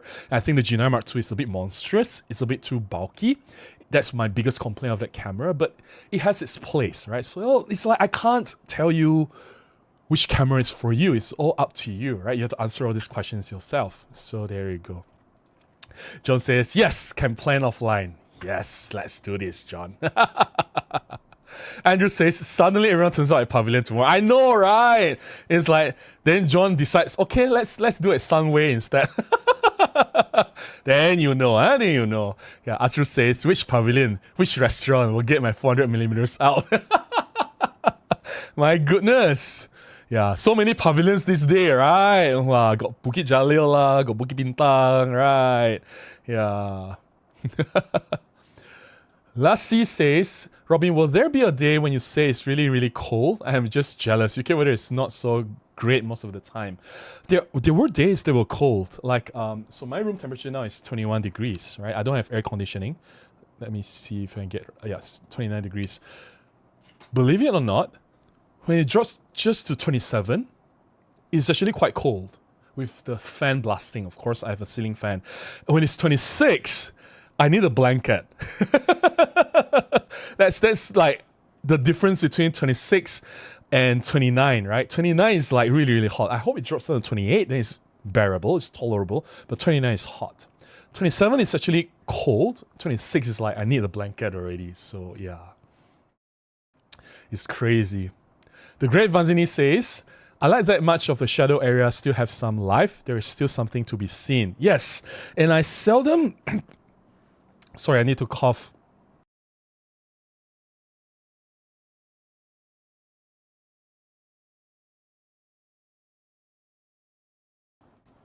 Sorry about that. I hope you didn't hear me cough out loud. I managed to mute it in time.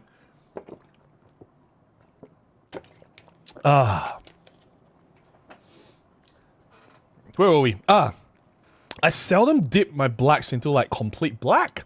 I sometimes still want to see something there because texture is important, right? It adds a little bit of layer to a photograph. Yeah. Gabeception says, the depth in your photos is what I try to achieve when I shoot videos. Oh, but video is different though. Like, Captain, I don't know, hey, I'm not a video expert. So I don't want to pretend that I know what I'm talking about, because I don't want to be one of those, you know, like YouTubers, the experts, right? They know everything, and in the end you find out they don't know anything to talk about. So I definitely don't know what I'm talking about when it comes to video, but I definitely can talk on and on and on non-stop about photography. I don't do the same for my video shooting. So when I do my video, I try to keep things as simple as possible, because there are a lot of things that we can't control. Whereas in photograph, it's just a slice of that moment, right? So yeah, it's just, I think the thought process of how you put things together in a photograph is just different, photos and video wise. Yeah, storytelling is also different. Sunny says, if the light is strong, it would generally be good for black and white. Yeah, contrast is always contrast, right? In Olympus cameras, is it able to switch language easily? No need some special method or format? No need. I don't have my camera with me here. It's very easy. It's very, very, very easy. Yeah. Photo says, great black and white images. Thank you so much for the kind words. Appreciate that. Thank you, Yumi, for the kind words. Appreciate that. Hozunon says, that was great. I enjoyed that. Started to do more black and white myself. Yes, do more black and white. I think black and white, it's an amazing medium by itself. Like, you don't have to do exclusively black and white. You know, I love colors as well. Don't get me wrong. I mean, if you've seen my work, right, you know how much I love colors as well. But don't ignore black and white. I think black and white is timeless. I think black and white has a certain look and feel to it, and it just portrays photographs very, very, very differently. So yeah, please do try black and white. Icarus says, hello from Austria. Hey Icarus, how are you? Nice to see you here. Kanchem says, Fuji just launched the JPEG only 1-inch camera. We just talked about that. Yep. Hazunon says, I'm a hobbyist really, so to me it doesn't matter that much in terms of SD slots. I'm more of a street photographer, abstract. I mainly shoot film, so I use mirrorless when I'm done with film. So if you are a hobbyist, if you do a lot of street photography, then I think OM-3 is designed for you. My advice is try not to put too large of a lens on it. Like 40 to 150 f2.8 Pro is probably too large. Try to stay with the smaller primes, then you're good to go, right? And we are not lack of variety or options when it comes to tiny prime lenses, when it comes to micro four thirds system, both from Panasonic and Olympus OM system. Robert says, hello Robin and friends from cloudy Northern Virginia. Hey Robert, how are you? Nice to see you here. Simon says, I once had a Canon and my girlfriend gave me a present. I see a 2470 f4. I felt warm that such an expensive present, and then it turned out to be a mug. This thing here, right? This is the, let me see. No, this is a 24105. This is a 24105. I don't know if you can see that. There, 24105 f4. Oh, Hazuno says, as to why I would trust OM more with weather sealing is the IP rating. Nah. Don't have to. It's just a number. Not other manufacturer provided IP rating apart from my system. Yes. But doesn't really matter that it's any better or worse. It doesn't mean that the IP rating from OM system is fail-proof. I've seen Olympus and OM system cameras fail. I've also seen Canon cameras fail before. I've seen Sony, Nikon, Fuji, whoever's weather sealing fail in front of my eyes. It doesn't mean that it's fail-proof. Just be careful what you do. And because there are a lot of things that can contribute to the failure as well, right? So yeah. Captain says, talking about foreground, subject, and background, it works so well for videos too as layers.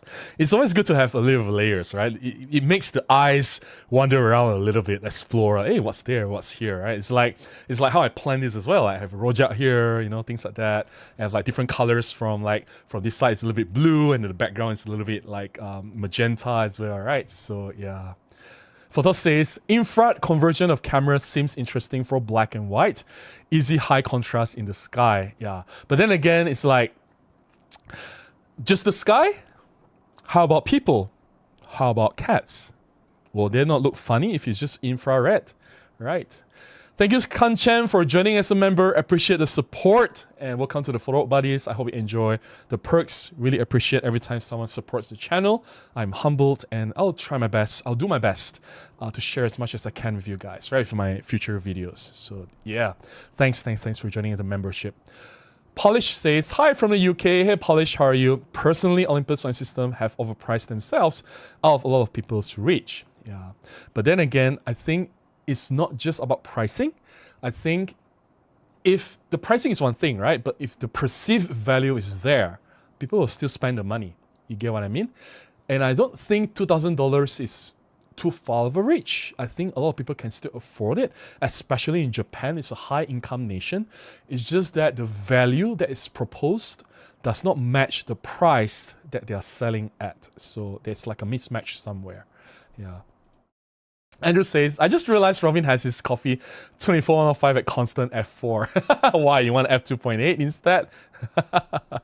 Can just say, guess what? I've just turned my username into Green Club. Thank you so much. And welcome to the club. Appreciate that. Best decision ever. Aww. Appreciate the support. Really appreciate the support. DW says, but only see OM camera ads showing directly spraying on camera and lenses. And I'm probably the only creator or YouTuber that is like pouring water on cameras and lenses, right?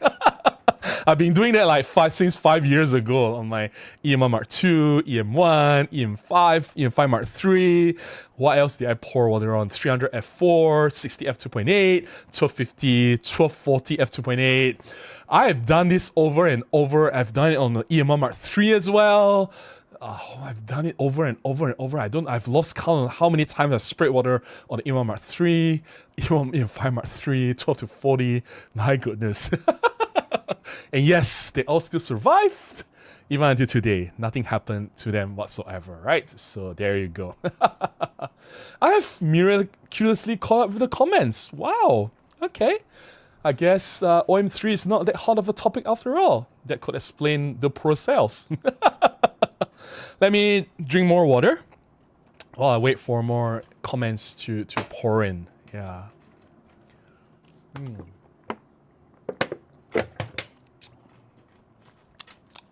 Comment is showing at one side but not on the other side. Why is that? It's a bit slower here. Hazuno says, seeing Robin spray camera and lens with water, I look at my Nikon ZFC and just look back in jealousy. Nah, don't do that. Weather sealing is good to have, but it doesn't add anything to make your photographs better. You get what I mean? Like photography-wise, the core of it is still composition, lighting, your storytelling, decisive moment, right? Nailing the focus or, like getting the exposure right. It has nothing to do with weather sealing. It just adds a layer of security, especially here in Malaysia. It rains so much. So sometimes I get trapped in the rain when I'm still working. So having weather sealing just gives me that layer of security that I don't have to worry about my gear dying under the rain. But other than that, it doesn't make me a better photographer. So not having that for ZFC, because Nikon ZFC is not a high-grade camera, it's not a flagship camera, I don't expect the camera to have weather sealing as well. So even Olympus lower-grade cameras, they don't have weather sealing. Not every single Olympus camera is weather sealed. Gitsushi says, how to sell OM? Slap a Fuji badge on it? Nah. How to sell OM? Just pour water on it. Yeah, that's why Fuji will cover, like, oh my goodness, I can't do that, right? So yeah, I want to see Fuji people pour water on Fuji cameras. See whether they do that or not. Yeah. So yeah. So since we have time, let me just randomly share stories. What story can I share with you guys tonight? Trying to think back from my time. Yeah. Oh, we have some comments coming in already. Fuji OM. Tomato says, regarding OM-3, I really wanted to like it, but its price a bit too high. I agree. I've been really considering a ZFC, even if it lacks everything, but comes in all black. Okay. ZFC. I think my only complaint with that camera, there's only one complaint, no image stabilization. Other than that, I think there's nothing else I would say about that camera, right? The only thing I wish that camera has is built-in image stabilization. It's not that they can't do it. They have it in the Z5, Z6, Z7, Z8, Z9. They just don't have it in the ZFC, right? So yeah, if they have it, would have been a perfect camera. Yeah. GTime3 Habitat says, I feel like the OM-3 is a cool camera. There are other cameras, ZF, they are maybe more capable and often cheaper. I want to love the OM-3, but it's the girl who ghosted you but wants you back after. Aww, that's a very interesting way of putting it. Kanjan says, what story? Of course, the all good days as the visionary. I do have stories from the visionary days. Let me think a bit about that. Yeah, ZF snatches you up. Yeah, actually ZF is not a bad camera now. In the used market, the price has gone down a lot. Even I'm tempted to get one, but I'll not be very rash on spending money this year. My money is going out non-stop this year. I need to start saving. Jeffrey says, I wonder if the retro camera designs attract more talk than they do sales within a given product line. For enthusiasts, a new product might create excitement for the brand, might help, might not. I think product design matters more than you think, or more than what we think, because when we pick up the camera to shoot, the camera has to inspire us. But it cannot be just the design, right? It's the overall package. But the design is the first thing. If the design is ugly, then yeah, there'll be a deterrent, right? It'll be very uninspiring. So I think design is very important. Jeffrey says, I'm curious and I enjoy discussions of any camera, including OM-3, even though I may personally not be a customer for that camera. Same. I'm not a customer for the camera as well. So there you go. You're not the only one, Jeffrey. Hosunon says, it rains way too much in the UK as well. So that's the security I sort of want. I was once took by surprise in the rain and had to hide that camera and myself under a tree. Yeah, I understand. Will Dinkle says, where I live and how I use the OM-3 weather setting absolutely affects my photos and makes me a better photographer in the sense that not being able to take photos means I'm not a photographer. I don't deliberately take photos in the rain. There were a few times that I have to shoot in the rain. So not having to worry, it's just a peace of mind thing. But hey, if it's raining, if the clients ask me to shoot, then I'm sorry, that's not going to be a client that I want to work with anymore in the future, right? I'm not going to risk my health for the client. It's just not worth it, right? But if I'm trapped in that situation, I don't want my cameras to die. You get what I mean? But I'm not going to like bring out my camera and shoot in the rain for my client. That's just ridiculous, right? Yeah. Hosunon says, the great thing about the Z mount is adapters to use lenses from Fuji and Sony with VR IS lens, the only way to have pseudo IS now. I think image stabilization in camera is already proven. It has surpassed the lens IS. There's no question. The 5-axis IS in any camera, whether it's Canon, Nikon, Sony, Olympus, Panasonic, is better than lens IS. This has proven to be true. Dave says, today it's more important to have your laser protection, as I know there's only one brand that makes anti-laser filters. Wow, really? Which brand is that? I have no idea about this. Okay. Captain says, yes, I considered getting the ZF for a long time. I ultimately went with the X Half for now, but more long time, I think I'll go for the Lumix S1 Mark II. Okay. Any reason you want the Lumix? Just a curious thought. Kanchem says, I'm still using the EM5 Mark II without weather resistance lens. Okay, here in rainy days in Indonesia, sometimes the camera shoot a few blank frames by itself. Oh man, that is scary. 12 to 45, 12 to 40. I have a video to talk about that. Let me see. DI?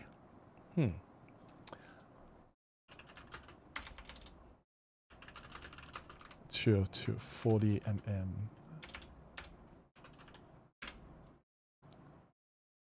Yes, I have.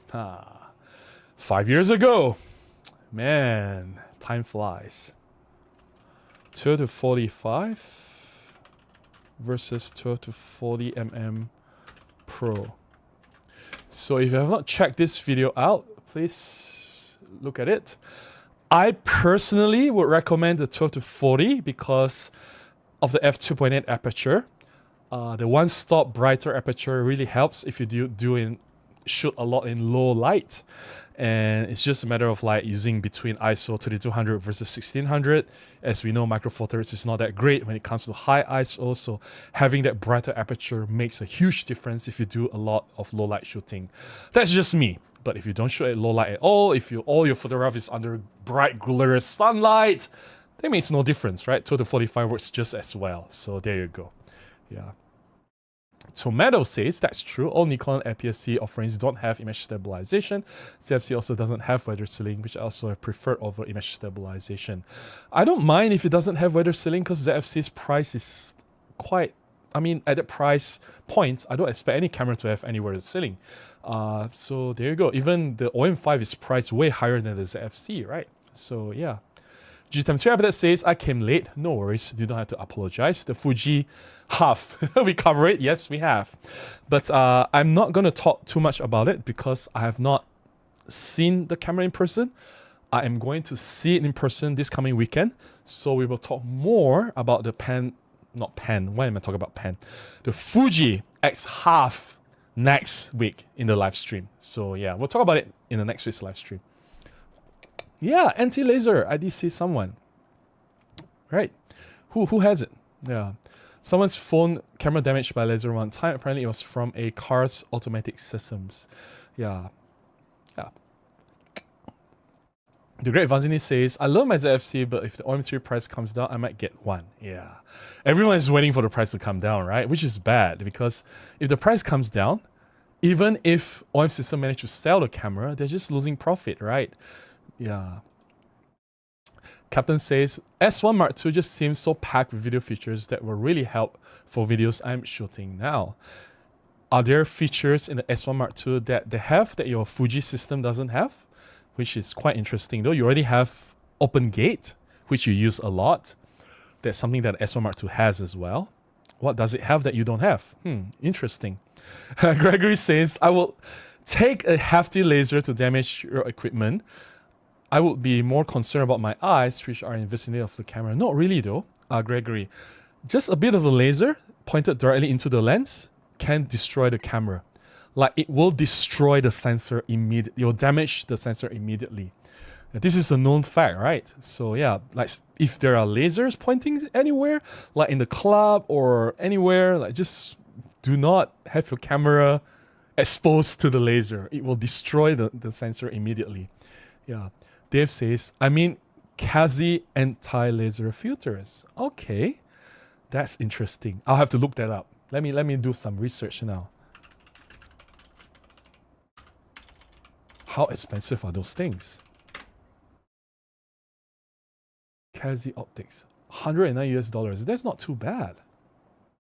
And the website is blocked because it is my firewall blocked the website. Kazi Optics. You have to do better with your website. Let's say B&H photo. Okay, 109. It's back ordered. Wow, it's popular. So see, it's very high in demand. Yeah, interesting. Zoltan says, hi Robin. Hey Zoltan, how are you? Nice to see you here. I just got home. Let's do this. Yes, let's do this. Evie says, only time will tell if OM-3 becomes a collectible camera like the Pen F. No, I don't think it will be. If the sales doesn't pick up, then it will just shoosh. Kind of sad, right? Image stabilization, which your Fuji has, is full frame, but I don't think full frame is such a big deal. Real-time LUT, superior video monitoring. Superior? Interesting. You just have to HDMI out and you just put in whatever monitor that you have, right?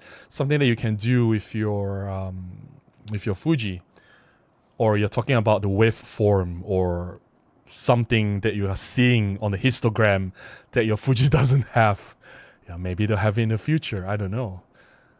Because the current Fuji cameras, they don't have anything really new, right? Because the S1 Mark II is relatively new. So, well, it's not really fair to compare as well because Panasonic, much like Sony, is a video making company, right? They have video experts. They make the DVDs, they make televisions, they're in the broadcast business. So, yeah, they have actual cinema cameras. So, it's not fair to compare. Yeah. G-Time3 but that says the laser filter is cool, but so many venues don't let you take camera in unless you are the photographer. Ah, okay. I understand. Well, I guess that's the problem with photographers taking horrible photos in the first place. Yeah, and then they share online. That's what the artists or the singers don't want in the first place. Very unflattering looking photos of themselves, right? Yeah. Hosenon says, what Fuji doesn't have? Probably a good autofocus. I don't think that's what Geekception is looking for, autofocus, because he doesn't do like capture of things that's moving very fast, right? So yeah, for video stuff, I think Fuji is doing quite okay with autofocus. False color, external SSD recording, internal ProRes RAW, etc., etc. Do you really need to shoot RAW for your video making? Really? I think that's a little bit excessive, right? So yeah, and you're shooting in a fairly controlled environment, right? You're controlling your lights and everything. I don't see any reason for RAW recording. Like, anyway, I shoot documentaries with GH4 back then, and I miss all the videos specific tools. GH4, which doesn't have image stabilization. Lumix, I wish they have. Wait, do I have a bee buzzing? Sounds like it's a bee trapped somewhere. But anyway. Yeah, I wish they've added like face detection autofocus and image stabilization in the camera earlier on. That would have helped with sales. Well,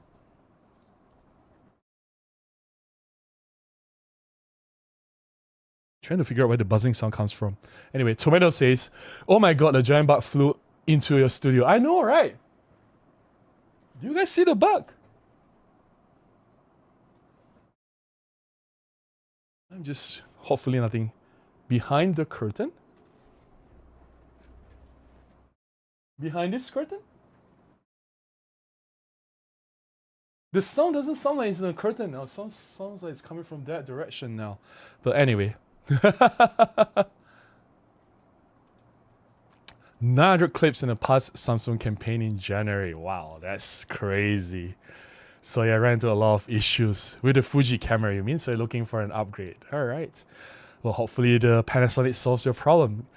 I think the Panasonic is a more feasible or practical solution compared to the Nikon ZF, right? At least it helps with your content creation, your YouTube video making. Guys, let me just throw this out there. So, Geekception is a friend. If you guys have not, please check his YouTube channel out. Help out our brother. Let me see.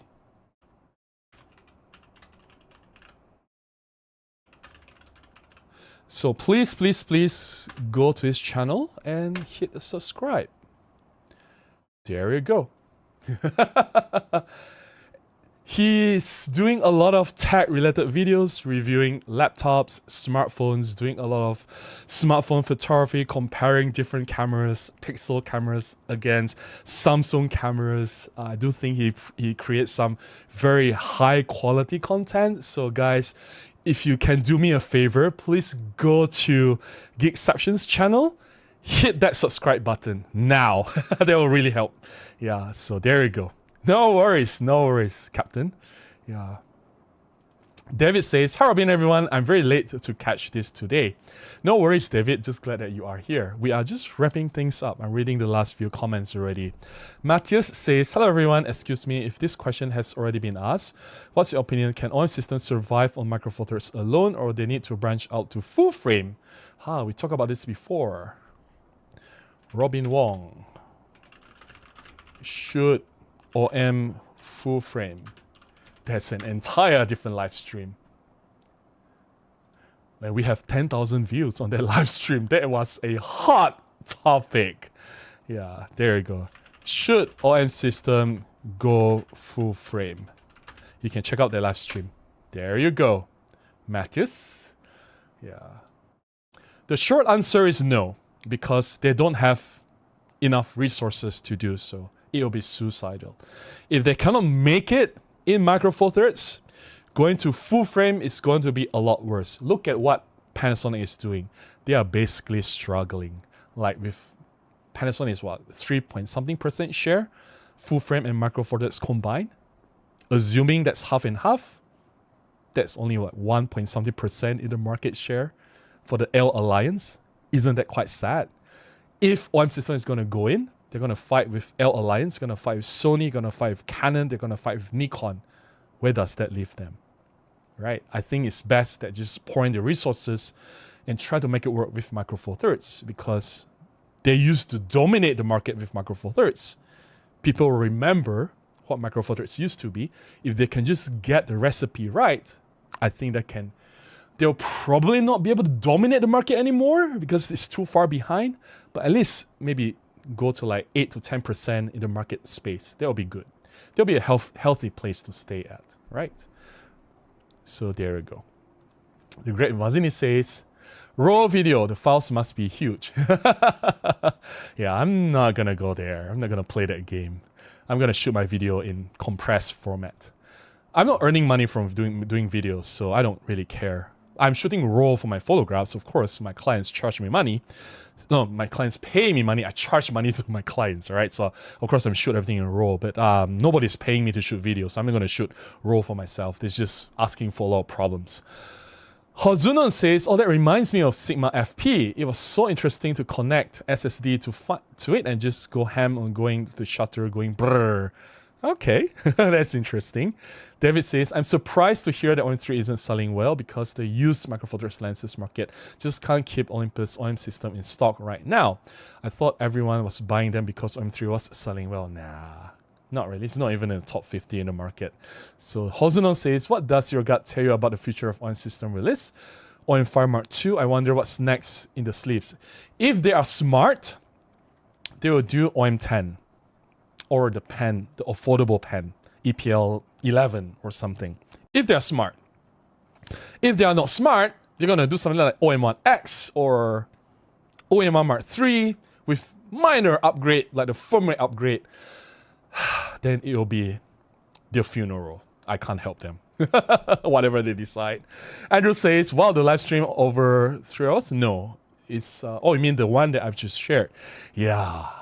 I used to go on for 3 hours, right? And I'll regret it the next morning. I'm saving the video for a later view. No worries. Very, very hot topic. Yeah, I have had some live stream that was like, let me see. Let me see. No, not this one.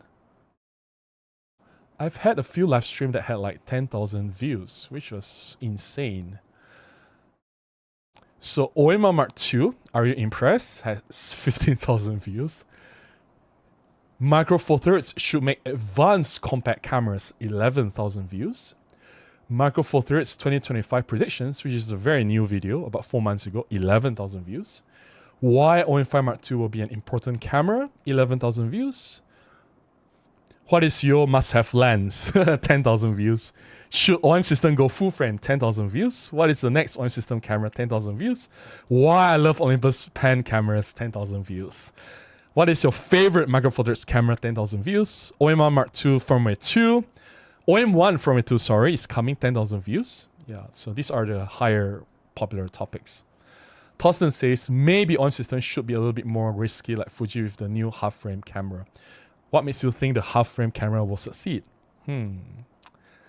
Kanchem says, and I'm shooting all intra thanks to Robin's blog on my OMD, and for whatever reason it's only 30 frames per second. Yeah, that's the full capability of the camera at that moment, right? I'm assuming you're shooting that on the EM5 Mark II or the EM1 camera, all intra. Yep. Great Vazini says, not enough R&D for Olympus OM system, right? They don't have enough resources to create a separate system. They barely have enough resources to create new cameras and lenses at this moment. To start a new system, like full frame, I think that's suicidal. Yeah. No worries, no worries. It's been a while. I've been doing live stream for more than 1 year. Not bad, right? For a small channel. And it's like 105 of you watching now. Sometimes I wonder, where are you guys coming from? Yeah, and I really think I don't deserve you guys. So thank you for being here. Thank you. Dave says, maybe also the anti-laser filters. Just check on YouTube. Maybe. All right, I think we should put a stop here. All right, call it a night. It's almost midnight, 3 minutes to midnight. There are no right and wrong answers for tonight's topic. I'm just being curious. Why is OM-3 not in the top 50 best-selling camera in Japan? You guys have shared your thoughts. Some talk about the pricing, some talk about the lack of features, some talk about things that wish the camera could have been, some talk about a different strategy that OM system should have played. Either way, there's no right and wrong. A lot of what-if situations. Whatever happened has already happened, could not have happened otherwise. Morpheus from The Matrix Reloaded. I hope you have enjoyed this live stream. I've had a fun, I've had a blast chatting with you guys. Thanks for being here. Without you guys, there's no Robin Wong, so thank you for the support. If you have enjoyed this live stream, if you've enjoyed looking at my black and white photographs, if you learned something, please consider supporting me. You can buy me a cup of coffee, you can join as a member, or you can contribute directly to my PayPal. You can buy from my affiliate links. Links in the description below on how you can do that. Until the next one, next week, we will talk about the Fuji X Half. That will be exciting, right?